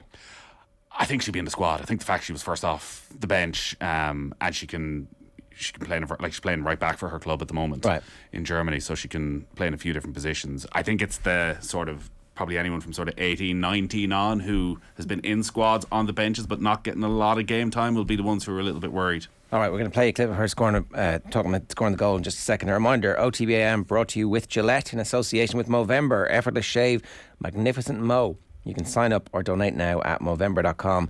Alan Quinlan is next up, but here is Amber Barrett talking about the goal. Enjoy. Your memory of the thought process that you went through in that, probably, 5 seconds? Yeah, to be honest with you, I can't, I could tell you this unbelievably detailed, lucrative idea that I had when the ball came to me, but I think the only thing that I do clearly remember was to get the first touch out of my feet, which sometimes can either land in the goalkeeper's arms or it can land perfectly, and very fortunate that it did. But it's not just the first touch. I think you have to roll it back to the header from Fahy to cushion it down to Denise. I think I've watched that more times than anything because it's just a perfectly weighted header back, and it's those little moments that all add up into it. And then of course, as soon as Denise gets on the ball in half turns, as soon as I actually saw there was a slowed down version video that had been doing the rounds, and it's funny because as soon as Denise gets it, I'm gone, and as soon as Denise turns, she looks up, and I'm just like, those are moments that you can't. That's just pure instinct, from my side, and also Denise's side. She knew exactly where she wanted to play the ball, and I knew exactly where I was going to run. And I think, honestly, after the first touch, I remember when the first touch went ahead, I said in my head, I was like, I said, you're going to score, because I always do believe when I get a chance, I'll score. But the rest of it, to be honest with you, I don't remember. I think there was also part of me was considering that we had done a lot of video analysis about the goalkeeper, and they said that she's quite reluctant at times to come off her line, and I knew that it wasn't going to be one of those where she's going to be coming out and you're going to have her to deal with on the centre back. So I knew I had a little bit of time in that regard, but when it came to finishing it off, I had no idea. I toe poked it, and that's literally it. And from my point of view, from the first contact, it looked that it was going outside the post, but you talk about that 5 seconds. I tell you, from when that ball left my foot to when it went in, honestly, it felt like 3 hours. It was so long. And then it was just the rest. Honestly, I can only describe it as magic. Right, Alan Quinlan is with us. It's 8:55 if you're watching us on OTB AM live this morning, or if you listen to the podcast a little bit later, you're very welcome. Now, Alan, I'm reading a lot of positive things about Munster. So I'm unused to watching people praise Munster in defeat. So, are we right to be doing that, given the injury profile that they had, or... I do sometimes think, what would Roy Keane say in this situation? It's the exact same thing I was thinking all weekend myself. What would he say? Yeah, I think they're right, given the circumstance and where they're at. I think they got a fair bit of flack in the first couple of weeks of the season, and very deservedly so.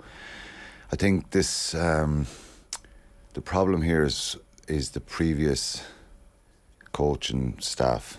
I think what they've left behind, and that's slowly starting to trickle out regarding standards, fitness levels, culture.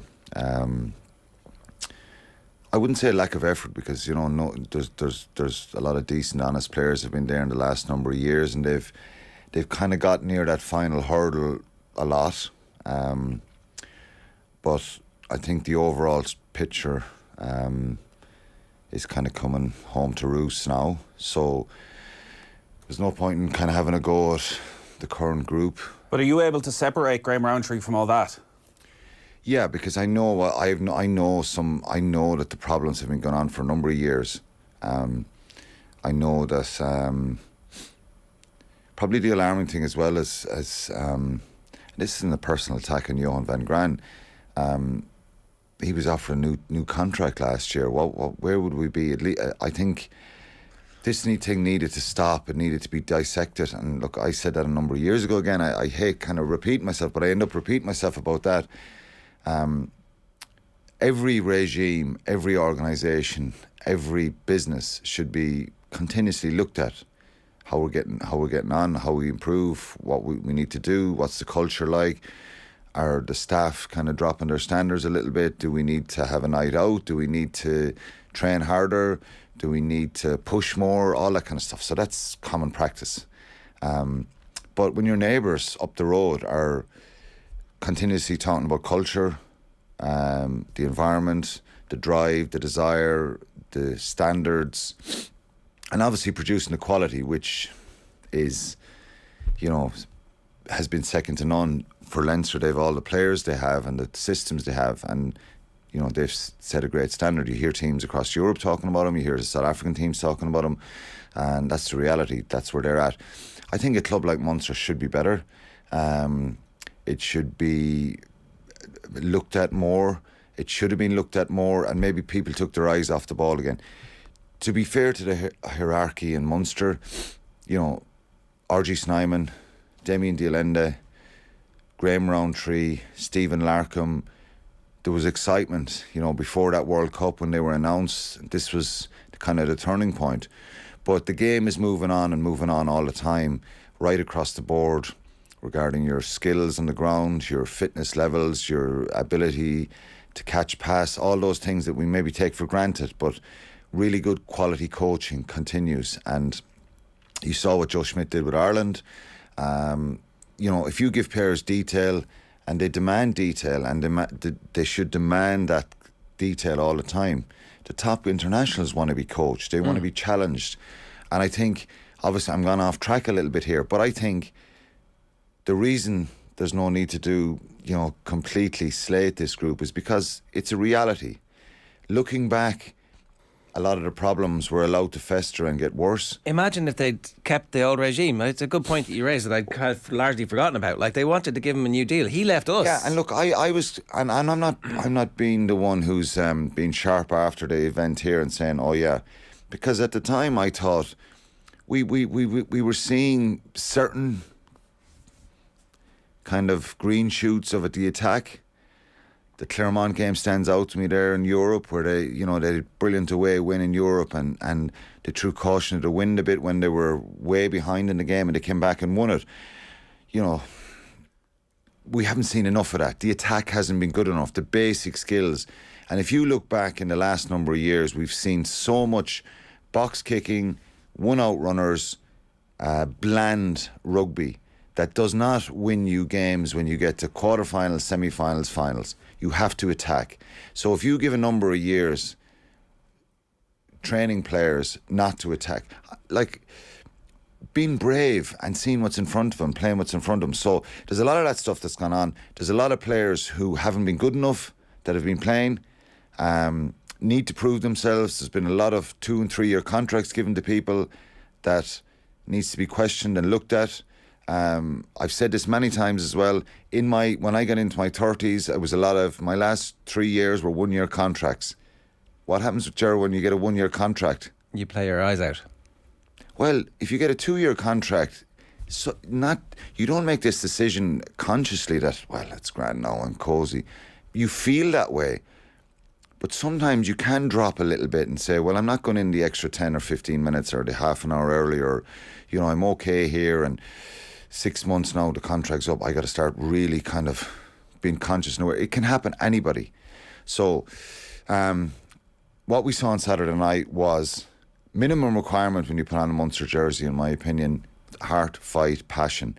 I saw, and I think anybody who's a rugby person saw, you know, the quality and the difference in the subs that were coming on. When you look at Porter, Conan coming on for Leinster, it's phenomenal. We know that, so that's the reality. The players who started, the injuries they have.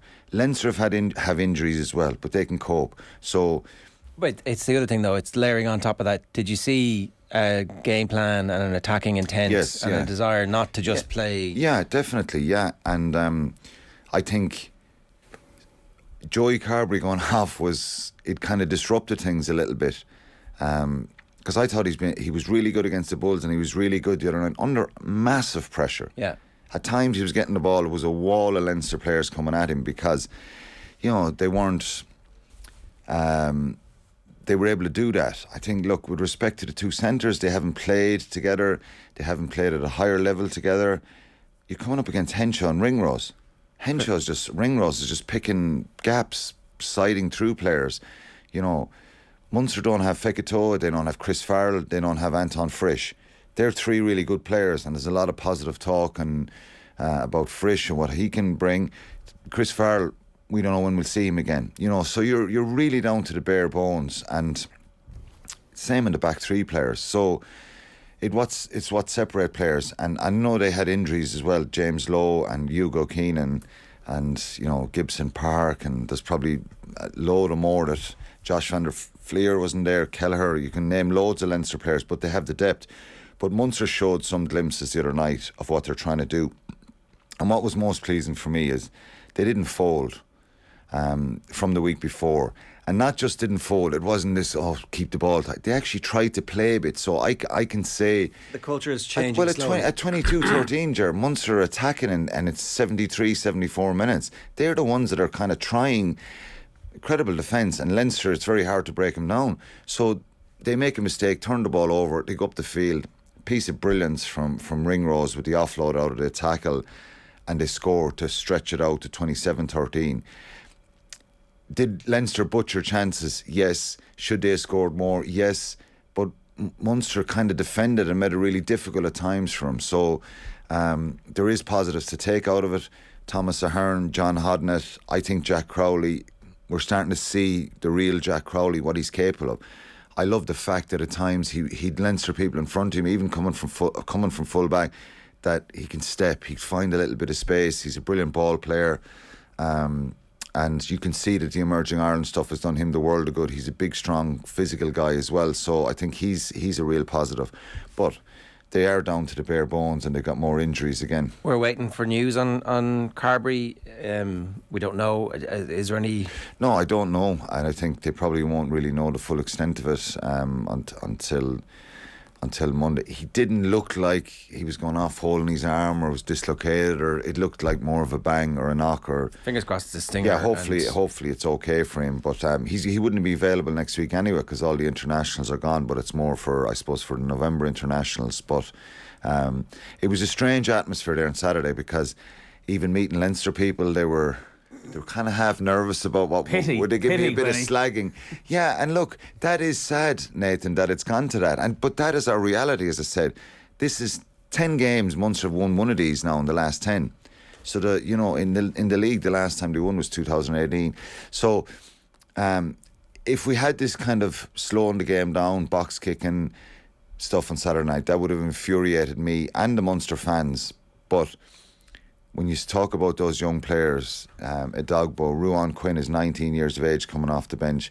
That gives you hope. Yeah, okay. Plus, and I say this again, plus the game. Yeah, so most important is that the culture is changing and those young players all seem like they're capable of influencing it. But they still have issues. They need to get people in the front row and more depth across the board. Yeah, okay. Question from Mark Dunning very early on in the show this morning, so hopefully you're still watching.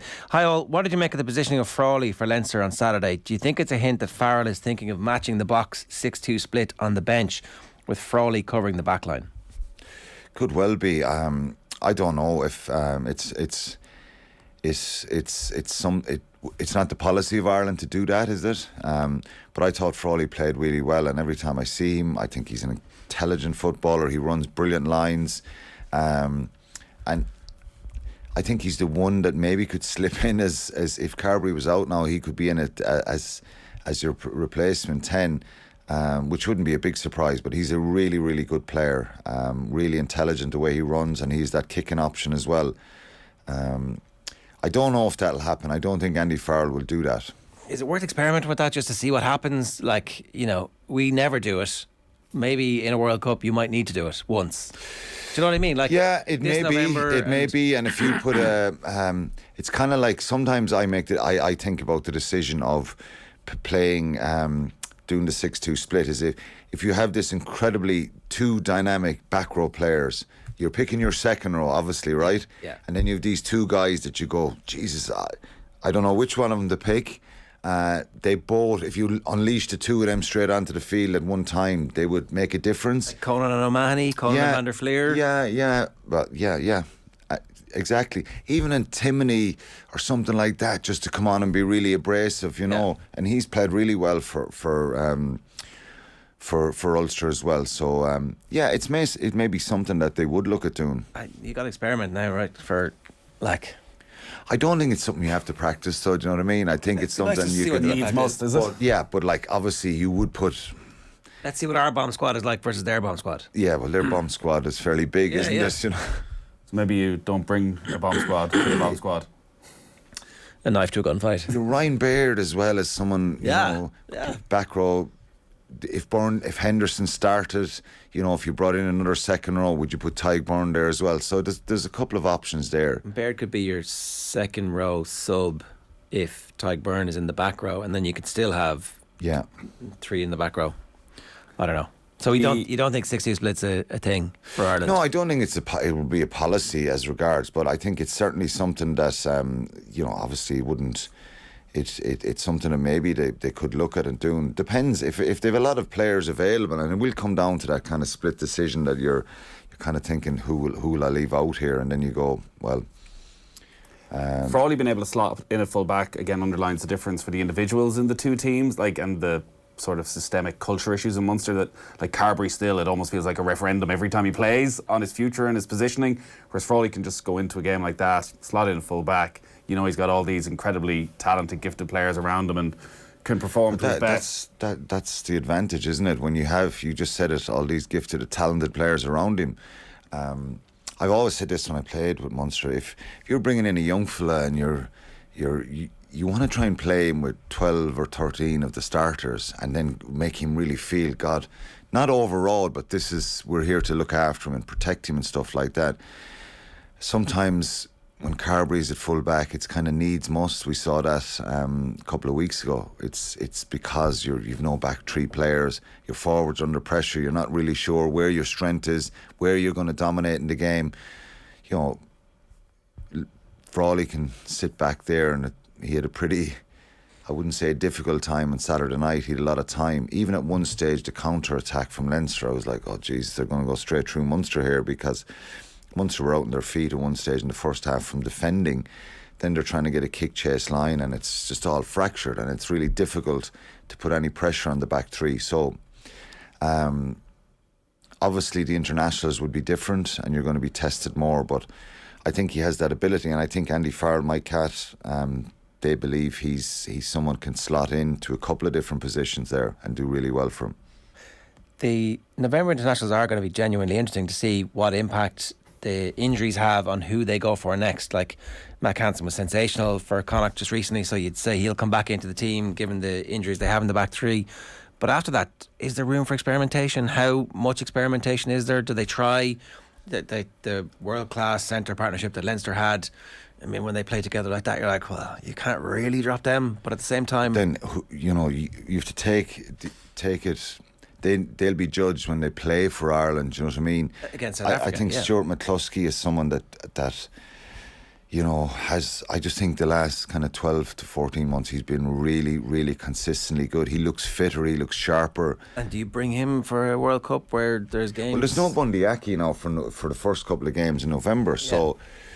If to not feed into that problem that he's going to play Henshaw and Ringrose against South Africa and Australia, and then McCluskey will come in for the Fiji game, but he's going to be playing really with the other backup centre, and it won't be Johnny Sexton. I'd be leaning that way but then the problem is the South African game is they're coming together as a group. I know a lot of the Leinster players play, but you're trying to organise different calls, different systems again, whereas I think maybe the Australia game is an opportunity to do something like that. But although against South Africa you're having that physicality and stuff, and it's not a worry. Can we try Ringrose on the wing? Like, we've been talking about this, I'd say, for 4 years. Let's just try him on the wing. He could be... He could play there, no problem. But he could also be like an absolutely world-class winger, and then you can get another centre. Aki, even Henshaw and Ringrose on the field all at once, which... or really, Frawley. Really work, yeah. You can stick Frawley in at 12. In as a 12 as well. You suddenly... Then it's like really... Because there's been bits in games where he's popped up on the wing, and I don't know if it's Leinster just saying, okay, or if it's just kind of as the game flows. But, like, he's got game smarts that are off the charts. So, like... It'd be brilliant to get to a position where if there was 4 or 5 changes in the Irish team, that you go... And that's the idea of it, isn't it? That you go... It doesn't matter. Yeah, I'm not really bothered. That's a really good team on paper, and I'm comfortable with that. And that's probably the key now in this period, and probably through the Six Nations. I think Balakoon coming into the team could do that for you in the back three. McCluskey, hopefully, can do that.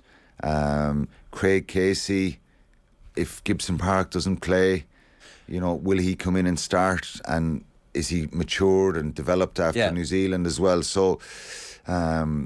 Yeah, there's definitely that's what you want. You want to try and get those 4 or 5 players. If South Africa make 3 or 4 changes, maybe 2 in their backfield and 1 or 2 forwards, we kind of go, Jesus, that's still a very strong side. And these guys have played, because Nienaber rotates a fair bit, throughout the rugby championship and stuff. Yeah. So I think that's we probably need a little bit of that, possibly. I know there's a drive to win these internationals every time. I think the Six Nations, people often ask for change in Six Nations. We only see it in the Italian match. The other games are incredibly important. Well, the money they make from the Six Nations prize money is, it turns out, very important to the RFU. And what I suspect will happen here is the strongest team will be picked against South Africa. Then there'll be obviously a lot of changes, because there's the A game the day before, and the Irish management are coaching them as well. There's not a different set of coaches. So on the Friday night before South Africa, Andy Farrell, Paul O'Connell, Easterby, all the other coaches, John Fogarty, they're coaching this A team as well. So it's going to be kind of a busy week for them, getting them right. They play against New Zealand, and I think that's a great fixture, that A game. It's a great fixture the night before. It's having guys in camp, having the buzz of that game at the weekend against a pretty strong New Zealand team. They're in the same extended Ireland camp, and so it'll be a massive camp. Is that how that works? Yeah, exactly. And that's largely going to be the same emerging Ireland, or is it a mix? No, it'll be a mix. Obviously, guys off the bench. It'll probably be the first 24 or 5, 6 players. Maybe there'll be 1 or 2 held back, and it'll be the rest to be playing in that A game. But you would think there'll be some guys there have a lot to gain by playing in that side, and certainly longer term the possibilities. Yeah. Okay. Was there anything from Leinster's performance that you're thinking a little bit more efficiency there, lads? Obviously taking the Munster hat off, from Leinster's perspective, they crossed the line in the first 44 seconds, but don't get the try, and you're like, this is going to be one-way traffic here. I think when they analyse the game, Ger, I think they will look at a couple of times they didn't put the ball through the hands and they could have scored. There was definitely 2 or 3 opportunities there, and look, that everybody can go back and look at that if they want. I think they'll be frustrated, and I think if they start pulling away a little bit there, it could get a little bit ugly. But the scramble defence and the effort from Munster, they kind of created that situation. It had a sense that even though Munster were stretched and they were getting line breaks at times, that Munster were going to get back and dismantle them. But when they look back at it, and as regards their own standards, they need to be better if they want to, when it comes to the business end of it, because you're going to get that against the South African teams if they match you physically. So I thought that a lot of what they did, and maybe Leinster getting a bit of criticism here, a lot of what they did was really good. And they still won. Yeah, they still won comfortably in the end. But in that period, I think Leo Cullen even said it himself, when you're getting into the kind of 72nd, 3rd, 4th minute, and Munster are the ones attacking, and there's only 8 points in it. Is it 8 or 9 points? It's not ideal, because when you're supposed to win, you want to win well, don't you? That feel good. So they got the bonus points, but I think they need to be better as well. Okay, Quinny, good stuff. Thanks a million. Cheers, thanks. It's 16 minutes past 9 this morning. We're brought to you live with Gillette in association with Movember. Effortless shave, magnificent mow. You can sign up or donate now at Movember.com. Here's what's on OTB Sports Radio for you today. Colin Gooch Cooper at 1 o'clock, Splonk at 3. The Classic is our documentary series about the time that Wimbledon nearly became a Dublin club. OTB Gold is Manu Petit, and OTB is live with Joe in the hot seat from 7 o'clock tonight. We're back next with Daniel Harris reacting to Manchester United's draw with Chelsea and the Ronaldo situation, and obviously we've got some news through on Varane's injury as well. First though, Amber Barrett, we've already spoken about, has been speaking with Nathan, and she touched on the tragic events in Creasla as she paid tribute to those involved. Honestly, it's something that happened very naturally. Again, I had been speaking to Mum on the morning of the game, and I'd said, Mum, I said, Mum, I know I have a huge game today, but I said, I can't get Creasla out of my head. And she said, Amber, come on now, look, I know you're sad and everything. She goes, but you just need to park it for the day and just, get over it. But I don't think I ever did. I think even, going into the warm up, going back into the dressing room, the black armbands were hanging up, being told there was going to be a minute silence. And I think that it was just constantly on my mind, not always at the front of my mind, but it was always there in the back of my head. And to be honest with you, like I still don't. I still have to admire what happened when the goal went in, because I'm never usually that calm, and I think to just be that calm in that moment, I think was the only way that was suitable for what happened to Donegal and what happened over the last few days. And I think it wasn't planned, but in a way, I'm glad that my natural instinct was to do something like that, because it's such a small moment, but to pay any respect to all of those people that unfortunately passed away I think it's only the smallest thing you can do. But I've heard a lot about it, that people have appreciated it. One of the parents of one of the young girls that died, Leona Harper, her father contacted me a couple of days after, and that really that took me, that really knocked me a wee bit for six, and just to say, how grateful they were and that they really appreciated it. And I think then just, it's brilliant we qualify for a World Cup, but in terms of perspective, it's not the most important thing in the world, really.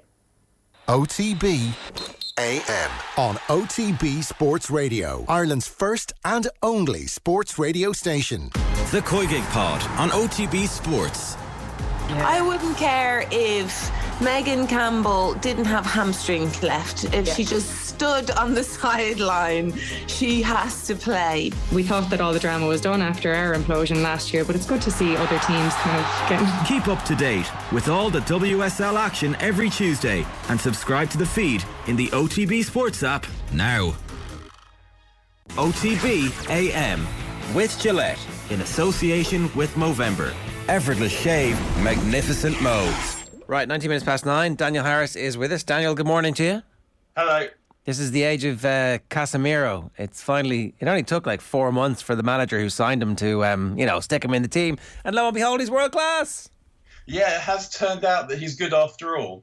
I always think it's a bit weird with players like Casemiro. I thought this when United signed Cavani as well, where people think that they're coming for the money, which might be the case. But when you have these lads who've basically sacrificed the entirety of their youth to be good at football, and that is basically what you have to do to be good at football. When all your mates are having a good time, you're going to bed early and all the rest of it.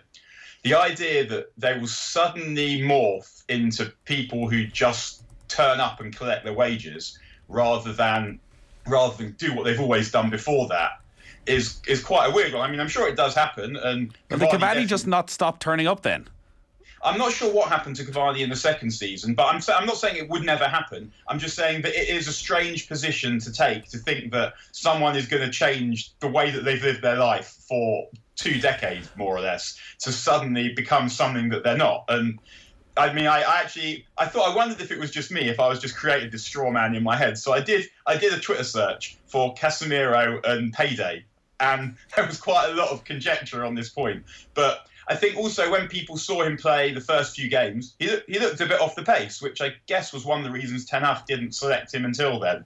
But we've seen in the last couple of weeks that it turns out that he is actually quite good at football after all. And we all saw his reaction to the goal. Yeah. And it was a brilliant header. Let's hope from Manchester United's perspective that they get at least 2 seasons, 2 more years, 2.5 years of this level of performance with Casemiro. It's really something to build a team around. They appeared, until Varane went off injured again, to have a centre-back partnership, but at least they have one centre-back who also looks good. So there's the building blocks of a team here, and there's a strategy around the signings. And again, it's not perfect, and we'll get to the issues in a moment, but certainly this is about as positive, I suspect, as most Manchester United fans have felt in a long time. Yeah, because I think what Ten Hag has done is it looks like it's early days, so you don't want to start.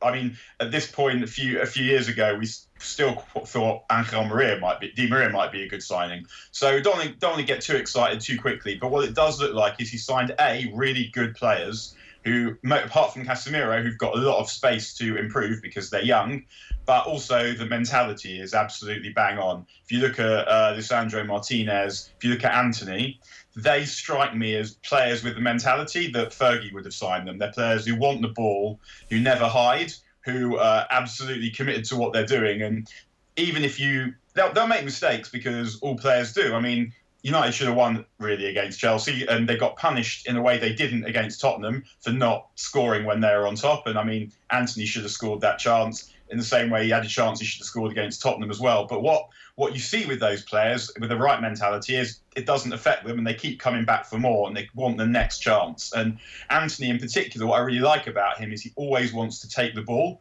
And if you want to take the ball from him, he's happy to turn it into a scuffle. You have to actually take the ball away from him. He won't try and not get to the ball or go with it with his little toe. He'll put himself about, and that is something that's been sorely missing from United over the last few seasons. Yeah, they're nasty little, like, they've a bit of niggle about Martinez them in particular. Martinez, Anthony as well, though. Like, for a very, very lean, skinny guy, you know, in that first match he played, like, he wasn't afraid, as you said, to get into a scuffle, to get into a bit of a scrap. Casemiro has that naturally. Even Malacia, who they brought in, I know he's dropped out now for Shaw, but he had that fight in him as well, and that's something United have massively lacked, to actually just be difficult to play against. Yeah, if you see when the equaliser goes in, there's some footage on the internet, obviously, that Anthony's running over to the celebration, but on his way, he sticks his face in Jorginho's face and laughs at him as he's on his way. And I mean, as football supporters, everyone likes to see that kind of thing, despite it being exactly the kind of thing that no one wants to see. Put on your commentary. Oh, that's terrible. What's he doing? Yeah, see that. I remember it happened to United years ago. I think it was in 07, 08, it must have been. United played Arsenal and they drew 2-2, but Arsenal equalised in the last second. And Fabregas goes up to Rio Ferdinand on his way to celebrate with his mates and laughs at him and starts screaming in his face. And that's the kind of needle that we all like, that we're doing it to our mates in the playground and we're doing it on Sunday mornings when we're playing. And it's that level of nastiness, like you say, that is part of what makes football great, because football has an edge to it, and that's one of the reasons we fell in love with it. And when you see your team's players behaving in that manner, it brings people together. And there's also another great photo of when the goal goes in. Martinez is there in the bundle celebrating, and he's got this bloke by the collar, a supporter. And then on Twitter, Martinez says, retweets the photo saying, "Don't know who you are, but we're all on the same side." And the bloke replies saying, "Oh, I love you, mate." And it's just those kinds of things, and it's almost pathetic in its way. It makes us into babies, but at the same time, it's really nice to have that regression, because provided it's all on the right side of the line, that's what football's about. And it's kind of like, it's almost like a ritual. Martinez said it to the guy responds. It's almost like a ritual because we've seen it played out before, but at the same time, it's like a real incarnation of joy that football brings us, to behave in a way that we would not ordinarily behave in any other walk of life. And we need that. We need to go and act like lunatics every now and again. Yeah, and obviously in the best possible way when it's positive, 100%. And the transformation in Old Trafford is like very remarkable from the start of the season and where we are now. That's the hallmark of a manager, at least, who has got to grips with the situation, and again is convincing the players that there is a long-term plan, there is a long-term strategy. He's got so many players in the first team now who are his guys, or who have had to fight their way back in to be his guy. I'm thinking Luke Shaw in particular has started to play a good bit better as well. And again, that goes back to that sense of positivity around him. Colm, our producer, is a Manchester United fan. He's making the point that they are tactically better at the moment. Do you agree with that? Are they tactically better? Do they look like a team? Yeah, you can see that they look like they know what they're doing. They've started moving the ball out of defence again. You're seeing the fullbacks constantly moving inside, and they're building relationships in the team, because he's been quite careful about not changing it too much, and that enables the players to build relationships. Even under Ole, I remember speaking to Paul McGuinness, who's a coach, who's Wilf's son, and he was saying that the main difference he felt between the United and the teams they were trying to catch was just time. That Liverpool and City, their players have been playing together for several years by that point, and then you get those automatisms because everyone knows what everyone else is going to do, and that means that you can play in a more fluent way. And you're seeing that with these players, that they're taking on board the instructions, and they're obviously rehearsing them in training, and then you go onto the pitch, they work, and then you want to do them again. And one of the main differences also is that for years United have had no right flank. So teams knew that you could let Wan-Bissaka have the ball. He was unlikely to do anything with it. There was no one that wanted to play on the right wing. United wanted everything down the left, and so you could sort of forget about one side of the pitch. that's not the case anymore because Dalot's playing really well. He had a nightmare in the derby, but otherwise been excellent. He was excellent against Tottenham. He was excellent again at the weekend. And Anthony is someone who he knows where he's going to be. He's going to be on the touchline and he's going to try and move in field. And that means if you know what people are going to do, then you can plan for that. And we knew that Ten Hag was a tactician, and it reminded me, the game against Chelsea actually reminded me the game against Tottenham last week in the midweek reminded me a game I saw Spurs play against Everton when Pochettino had just taken over. And I hadn't watched every game up till then, so maybe it was only really revolutionary for me. But I was watching the game, I was covering it for The Guardian, and I thought, what on earth is this? Because Tottenham just absolutely ran Everton off the pitch. They wiped the floor with them physically. They wiped the floor with them technically, and it was like something completely different. And I watch United every week, so I felt like the performance against Tottenham I'd seen the building blocks of it. Even when they drew with Newcastle last weekend, I wasn't sitting there thinking this is rubbish, what on earth is going on, because I could see that it was an improvement on the previous game. That was an improvement on the previous game when they were chasing the game. They didn't panic. They kept doing the same things, and they made some really good chances in the last 20 minutes, and it looked like a goal was coming. It didn't come, and the game against Tottenham felt like them setting a standard, saying this is how well we can play, and the manager said it afterwards that you're not allowed to drop below that now. And Chelsea felt like another building block on top of that, where they dominated Chelsea for most of the first half, didn't take their chances, and that's something that has to come.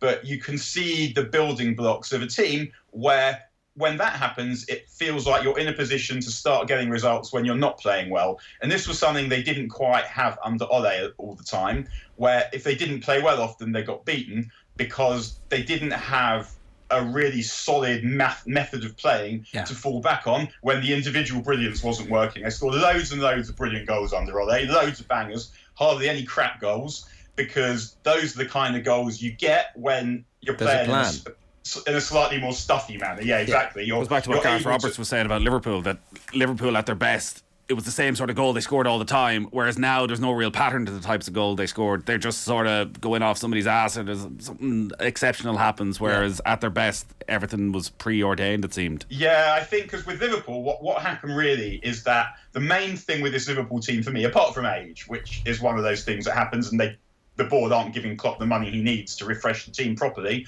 was when they swapped Wijnaldum for Thiago. Because if you think about how Liverpool play, I know Thiago's a better player than Wijnaldum, but if you think about how Liverpool play, basically it's quite simple. I mean, you can overcomplicate it, and I'm sure the way that Klopp organises the pressing is way beyond our footballing comprehension, because no one's ever explained it to us, and he'll never allow anyone in to watch the pressing. So I'm not saying it's nonsense at all, but just the method of Liverpool play was they had three massive athletes in midfield, Fabinho, Henderson and Wijnaldum most of the time. They could run you off the pitch in midfield, but could win the ball high up the pitch. That meant that the fullbacks could basically act as playmakers, and you couldn't do that much behind them in the space that they left because you couldn't get the ball. And it meant that the wide attackers, Salah and Mane, would be able to attack the box because you get the width from the fullbacks. Then as soon as you swap Wijnaldum for Thiago, the balance of that team changes because Thiago's a passer. He's also not fit that often. It means that you can't run the players off, you can't run the opposition off the pitch in the same way. And it means that those spaces behind the fullbacks are available, and teams have been absolutely smashing Liverpool in that area. And that manner of playing is gone, and the team's evolving, but it's not evolved fast enough or with the financial backing to make you able to win those games in that stuffy way, like you say. But United are a young team, and they still need some adjustments. I mean, if they had a proper centre forward, they would have won that Chelsea game really easily. One thing to keep an eye on before you talk about Ronaldo is the fixture list. United have played everybody already, even in the last week. You know, Newcastle, Tottenham, Chelsea, three of the other contenders for the top four. They beat Arsenal, they beat Liverpool, they were obviously humiliated by Manchester City. Now they have a different run of fixtures. So the three games between now and the World Cup break are West Ham, Aston Villa and Fulham, and then the three games straight after are Forest, Wolves and Bournemouth. Ooh, 6 wins. Well, but different types of teams will set up very different to the best sides, and you know, the counter-attacking football that United play at times, can they be a team that totally dominate possession, control those games? There's a big opportunity though for them in that run of fixtures. I agree. At least they have a manager who will take that and think, I'm going to have to do something different. Yeah, I mean, well, what you saw against Chelsea was slightly different to what you saw against Tottenham because Ten Hag exchanged Fred for Eriksen. And then I didn't think he would do that. Watching the Spurs game, and I'd wondered it even when United signed Eriksen, whether actually Eriksen would get into United's best team, even though I know he's a beautiful, excellent player. Because what Fred gave United against Tottenham was tempo. That United were able to win the ball high up the pitch and play at a really quick tempo because they had some physicality there. So I was actually wondering if United's first 11 actually would have Fred in it because he's really good at winning the ball high up the pitch and enabling them to play at speed.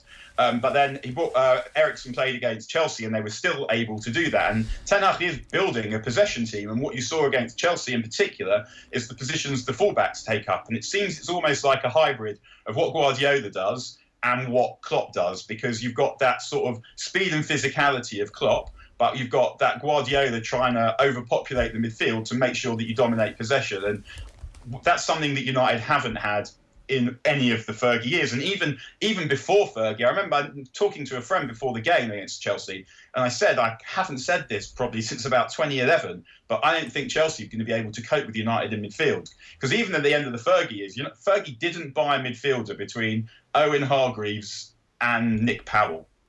And he basically, towards the end, when the Glazers were giving him very little money, he relied on having a great defence and loads of attacking options, loads of wingers, loads of strikers, who he could use depending on the situation of the game, but they didn't have as good a level of midfield control as the great teams had before that. Whereas what you're seeing now is Casemiro, Eriksen, Bruno, with the fullbacks, are actually starting to control the ball and control the game against good teams. They didn't quite have it against Arsenal, it wasn't a stuffy win, I wouldn't say, but they could, on a different day, they could have lost that game. Arsenal played pretty well that day.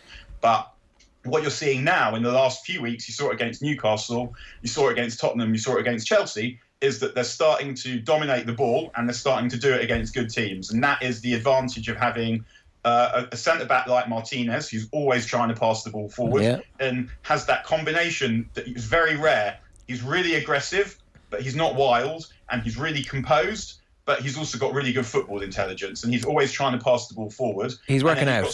Yes, and then you've got someone like Casemiro, who just obviously knows what you have to do on a football pitch and is always trying to control the game and keep the ball. And then you have a passer like Eriksen, and you've got Bruno, who's learning a slightly new position, but the last two games show that it feels like he's understood it now. Felt a bit like he was the first few games he was struggling a little bit because he'd previously been the guy who everything goes through. Then all of a sudden he's got some good players around him. Or coaching.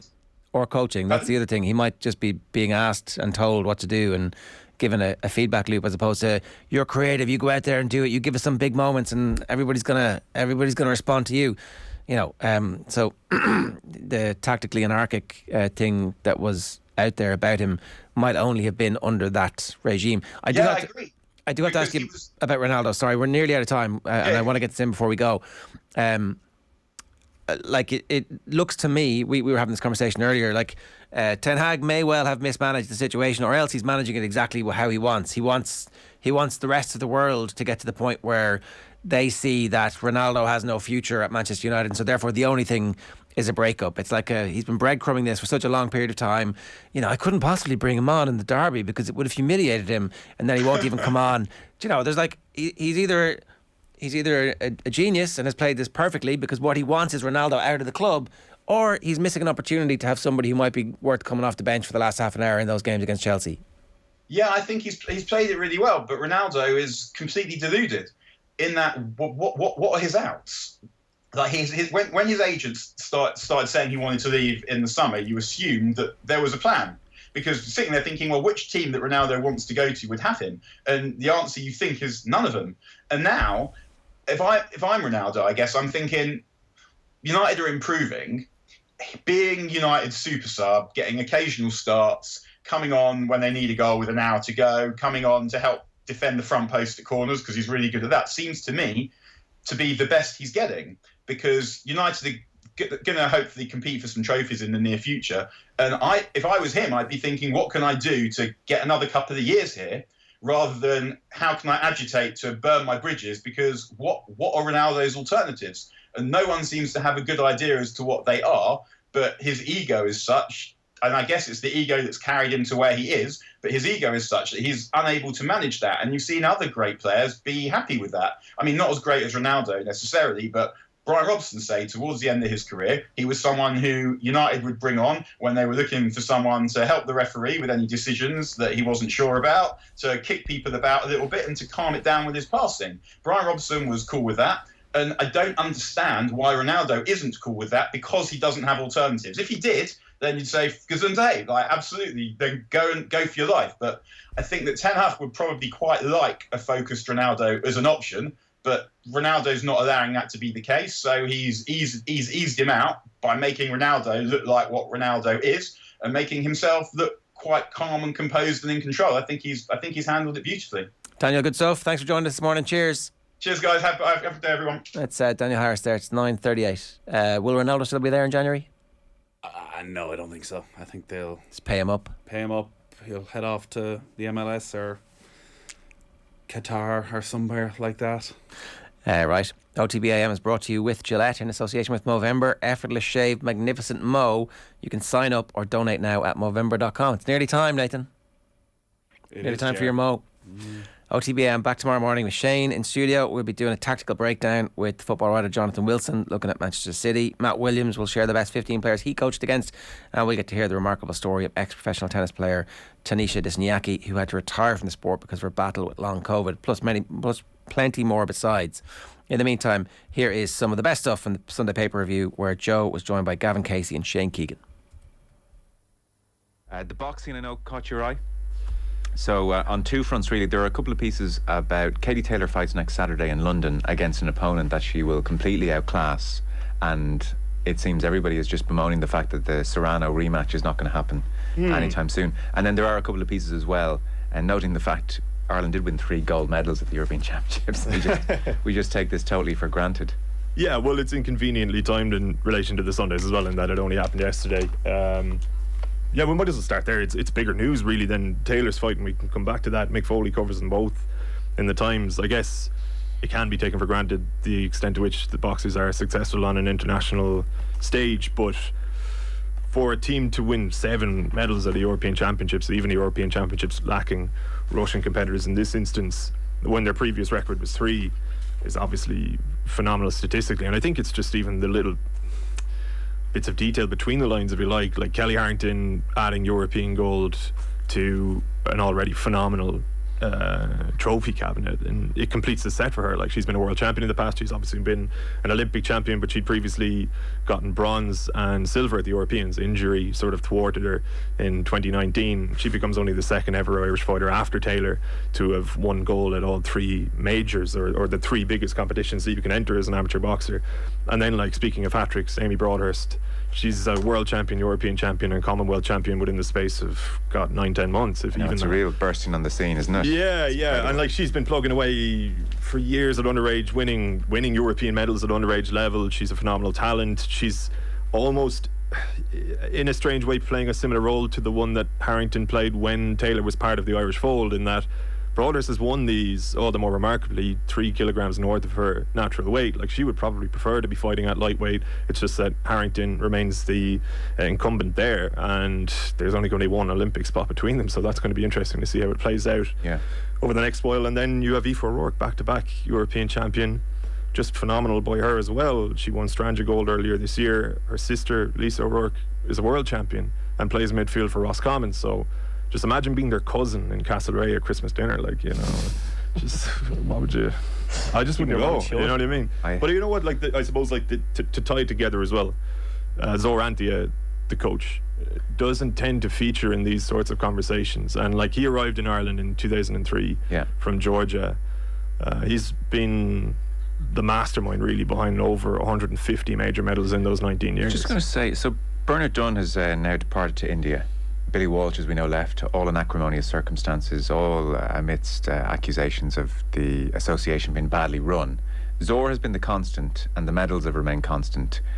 Is it too simplistic to say Zor is the one that we need to really be watching? If he ever goes, then things will change? No, I don't think it's too simplistic at all. I think it's accurate. I think that to the credit of Walsh, to the credit of Dunn, you could make a strong argument that it could be even better if both of them were still involved. And I think that Zora is absolutely, well, with the help of John Quinlan, Dimitri Dimitruk, like there's a coaching team there. But Antia is probably the best boxing coach in the world, and Ireland, as a sporting nation, is blessed to have him. The fact that he rocked up here, like, I won't spend too long on it, but it's a fascinating backstory even, because Antia applied for the same job that Walsh eventually got in 2003. Antia didn't get the gig, but Gary Keegan, who had just set up the Irish High Performance Unit, was so impressed by his interview, which was done through a translator, that he went and sought funding to basically add a head coach to the director of high performance, so that Walsh and Antia could work in tandem. And it's one of the best decisions in the history of Irish sport. Like, he's been at the helm for more than a quarter of our Olympic medals as a free independent country, so it's not bad going. I know. Like, Zora, we hardly know you as well, you know. That's the other aspect. Like, and he's a massive personality behind the scenes. Sure. He does get a little bit camera shy, but the boxers are absolutely crazy about They him. need to drag him onto the A show some night and give him a standing ovation. Have all the boxers there who won medals under Zora. Well, do you know what? When it comes to end of year awards and sports personalities and things like that, there's a Coach of the Year award, and Vera Pauw's going to get it, if we're honest, and I wouldn't begrudge her whatsoever. Like, and I would say, like, if we were just looking at it objectively from a sporting achievement, even this year, looking at what Andy has coached Irish boxers towards, 2 world golds, 9 European medals, crazy. Like, I actually don't even think there should be an argument. He's overlooked, I think it's true to say. Just on the Katie Taylor pieces, so I see Mick Foley here, page 18 of the Sunday Times, and on page 65 of the Mail on Sunday, Mark Gallagher, both writing about the same thing. Really, it's that Katie Taylor and Amanda Serrano are both fighting at the moment. So Serrano in Manchester fighting Sarah Moffitt, and Katie Taylor's fighting on Saturday on DAZN. Her Sky Sports link has ended now. Katie Taylor fights Karen Elizabeth Carbajal on Saturday. So Mick Foley makes the point that in the pound for pound listings, Taylor's ranked number 1, Serrano's number 2, Moffitt, who Serrano fought, is 21, and then Carbajal, who Taylor is fighting on Saturday, is 229. He says this is the company Taylor and Serrano are obliged to keep when they're apart. And so Mick Foley paints about the picture of Taylor retreated to the obscurity of rural Connecticut after their fight in Madison Square Garden. Serrano bought her dream truck, a couple of Rolex watches, and signed the paperwork on a house in Puerto Rico. Taylor was back in the gym 3 days later. He says her social media channels depicted a summer that was dotted with pictures with family back home, but mostly it was gym work, sometimes captioned by a mix of motivational catchphrases and Bible verse. And that was how Taylor spent the summer, really. She did buy a speedboat last year as well. Did she? She does. It does mention a speedboat. That's very. I just presume she'd rented a speedboat. Oh, she bought it. Yeah. No, it says her speedboat. We're chatting to her about it, and she said that she has to go out with friends. So she goes out. I think it's on a lake in Connecticut where she lives, and it's in search of just the tranquility of being on the water. But she can't go on her own yet because she didn't know how to moor it when she came back in.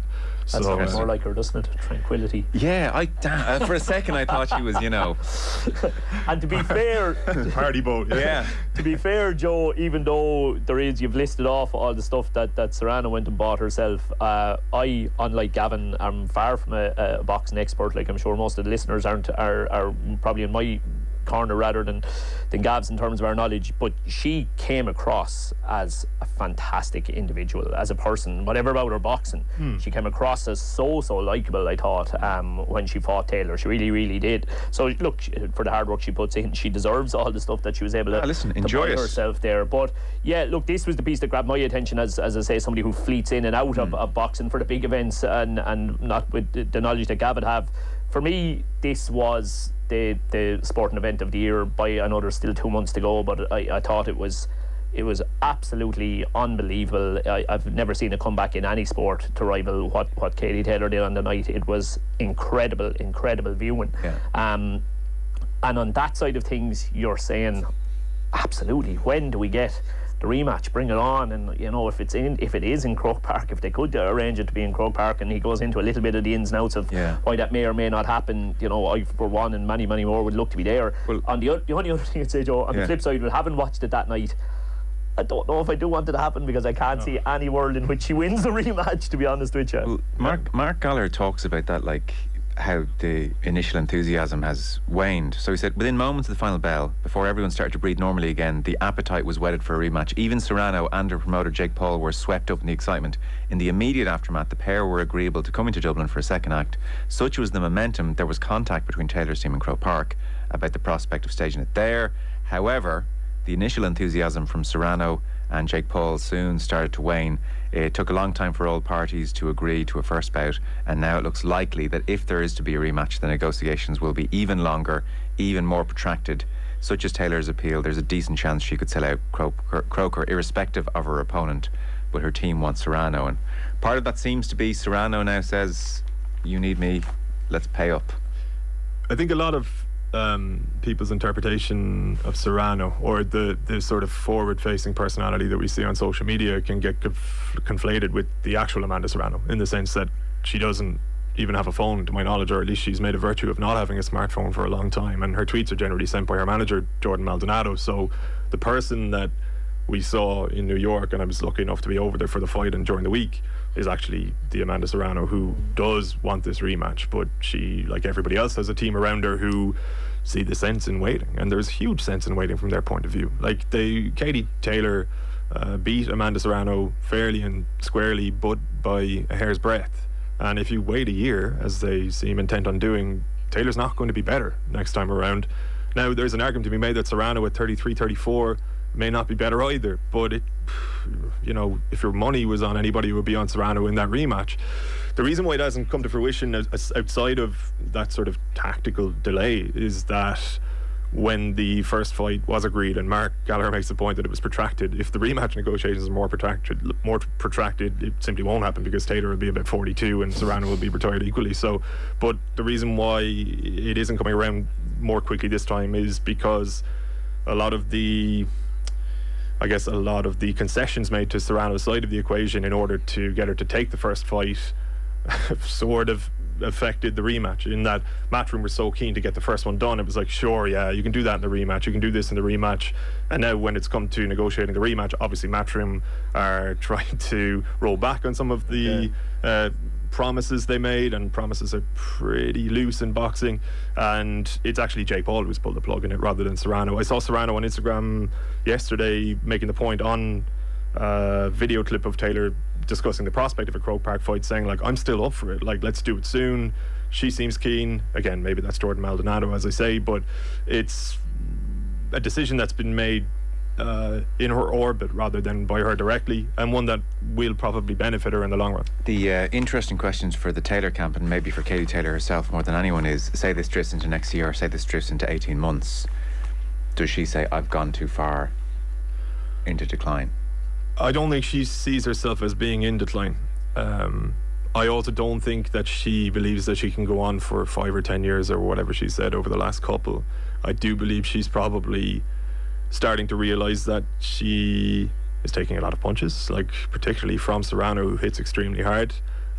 She made the point in an interview with DAZN, the broadcaster that's going to be showing her fight next Saturday, during the week, that she doesn't want to be absorbing that kind of damage for the rest of her life, obviously, but also that she hasn't fallen out of love with the sport by any means. I think the issue facing Taylor and the people around her is that boxing has been so integral and so central to her life for so long that she probably doesn't know yet what she wants to do afterwards. That is an absolutely gigantic void. We hear it in elite sport all the time, that people struggle with retirement, but a lot of these people at least have other interests. Like Katie Taylor might watch something on Netflix, but her life predominantly consists of her family and friends, church, and boxing is probably 65-70% of that. So to remove that from somebody's life without some sort of a backup plan. I was literally just about to read out the line, because it's almost a line in its own within the piece that could nearly, justify a 2-page spread on its own in the Mick Foley piece.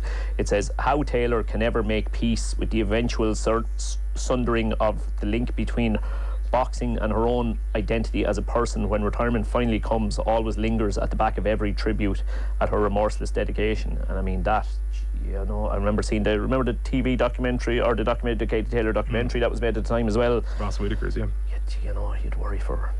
The only thing is, worry a bit there, her like Brian Peters, her manager, Ross Enamai, her trainer, her mother Bridget, people around her, Eddie Hearn included, are cognizant of what we're talking about. and they know that at some point she will need to step away. It just may need some kind of sitcom style intervention, banner across the living room saying, Katie, we need to talk to you, from all of them, to actually convince her of the reality herself. And I don't know that for sure. You know, what she says publicly may not reflect what she feels privately. I get the sense, personally, to wrap on this, that I think next year could be her final year. You'd hate to see her go on too long. When, you know, there's nothing be worse than to see her go on too long and end up losing her last 2 or 3 or something, you know? I sort of think she's going to be okay, you know. I think there's such a person of substance there. She's comfortable in her own skin. She's got her faith. I think she knows herself. I think if you have an ability to get out in the speedboat and be tranquil with yourself, and also she's not doing this for popularity and all the endorphins that go with that. She does it because she loves the craft of boxing. So I don't see why there's any reason why she couldn't have great fulfillment still staying in the sport as a coach and being up the crack of dawn and working with fighters she's passionate about, or finding something. I mean, sure, she'll miss it, but like, I'd be worried about others before her. It's often said about her, and I think we need to give her more credit in a way, you know? My question would be, like a great player who maybe struggles when they go into management, could she struggle with, if that boxer that she coaches doesn't have the same single-mindedness and dedication to it, could she struggle with, she's going to need to find a good one if she's going to be coaching, you know? Roy Keane being stuck at Ipswich, I would dare say she'll be able to find some good ones. I would think so, you know? But who knows? I could be wrong. Like, we're all guessing from afar, you know? No, totally. But you are right. And like, she's a highly intelligent person at that. We don't hear a great deal from her, but like, as you say, she's a person of substance. I've seen her at events around children where you would feel as though for her to be able to transition into even a, not necessarily like a full-time coaching role, but some kind of advisory capacity, have her name on a gym, something like that. And like, she's marvellous around kids. They love her and she gravitates towards them. That would be great. It's just that I don't know if that will be enough. And it may not be, but she's not, and she might tell us someday. She's not like a footballer who'll miss the crowd 2 or 3 times a week. It's like, her life in Connecticut is fairly... I think she might miss the crowd though, where, you know, even if it's only every 3 or 4 months. I mean, Madison Square Garden is going to be pretty tough to top, and the fact that she said after that fight with Serrano, like, I think this is the best moment of my career, probably. I suppose it put into context 2 things for me, like the fact that she was appreciative of the moment and that she could soak it in, and that she was probably cognizant that it won't get much better than this, and that by extension to that, she probably saw an end in sight, because if you can only recreate this once or twice more, one example being Croke Park, then it probably does start to feel finite in your mind. And listen, maybe she's thinking of the future more so than we are. And we also, as you said, we also know very little of her intentions away from sport. I mean, has she, you know, does she have intentions of a family? Does she, you know, those kind of things obviously are going to play massively into that. I mean, look, her financial landscape has been transformed as well. This isn't an amateur who's like, well, now I've got to get a job. I mean, in that many respects, life looks very good. The future looks good. From Katie Taylor to Roddy Collins. Hey, there's a boxing link there as well. There is, just about. Joe Brawley does a review of The Rod Father. 2 thumbs up, I would say. He's a big fan of the book. He's a big fan of it. It's a strange topic for Joe Brawley to be writing about, and you know, not the kind of thing I would have expected to open up the Sindo and see Joe Brawley writing about how much he enjoyed Roddy's book. I haven't got there yet, Joe, for the simple reason that I'm waiting for the audiobook to come out, because I believe Roddy is going to read the audiobook itself, which I think will be quite enjoyable. From memory, apparently, he'll just start talking. Ad lib, make it up as he goes along. Different book, It could be a very, very different experience. But no, look, I'd love Roddy to do things in the audiobook, like, and come here, the lawyers wouldn't let me put this bit in, but I tell you what really happened there. Slip it in. Past them. I wouldn't put it past them, so I wouldn't. No, look, I to be honest with you, I wouldn't go too much into Brawley's actual piece on it. I might find 1 or 2 of the more entertaining excerpts from it, but I think Roddy himself, love him or loathe him, he is a giant personality in Irish football. You know, you certainly can't deny that. And he is still talked about long after kind of the biggest achievements that he's had in football. He's unique in that I don't think anybody who knows him remotely could ever. We're now in an area where everything is about, like I started talking about Graham Potter there a few minutes ago, you know, and that kind of tactical intrigue, and you can imagine Graham Potter spends much longer planning his training session than the training session ever takes, to be honest with you, level. That's not Roddy. You can't ever imagine Roddy sitting down and with the pen and paper out and planning you know, the intricacies of a training session. But he was a massive personality, and I'll tell you what he did better than anybody, Joe, was, like, with everything that goes on in football and managing a football team, people tend to forget that still by a million miles the biggest part of whether you're going to be successful or not is your ability to sign players.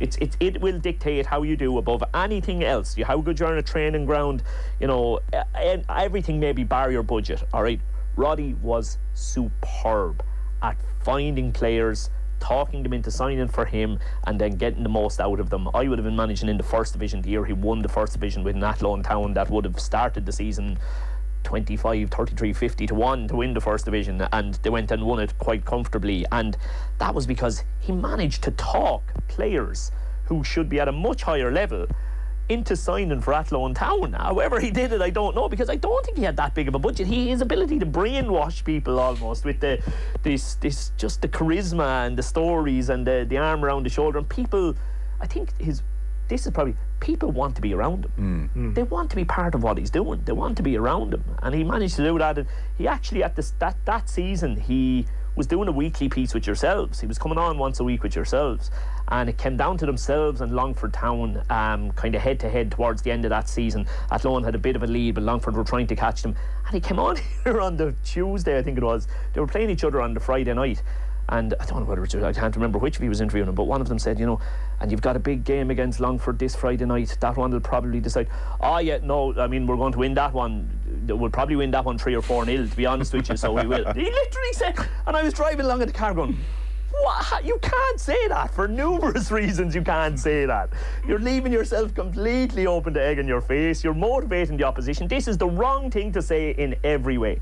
They won the game 3 or 4-0. Roddy looks an absolute hero, but like, he would, you know, he was just the kind of personality who would do and say things, and you know, even just chatting to him after a game, you just enjoyed being around him. You really enjoyed being around him, and I can't wait to, like, the book will teach me little to nothing, I would think, about, certainly coaching will teach me a bit about man management, I would think, all right, but I just from an entertainment point of view, I just can't wait for it to come out.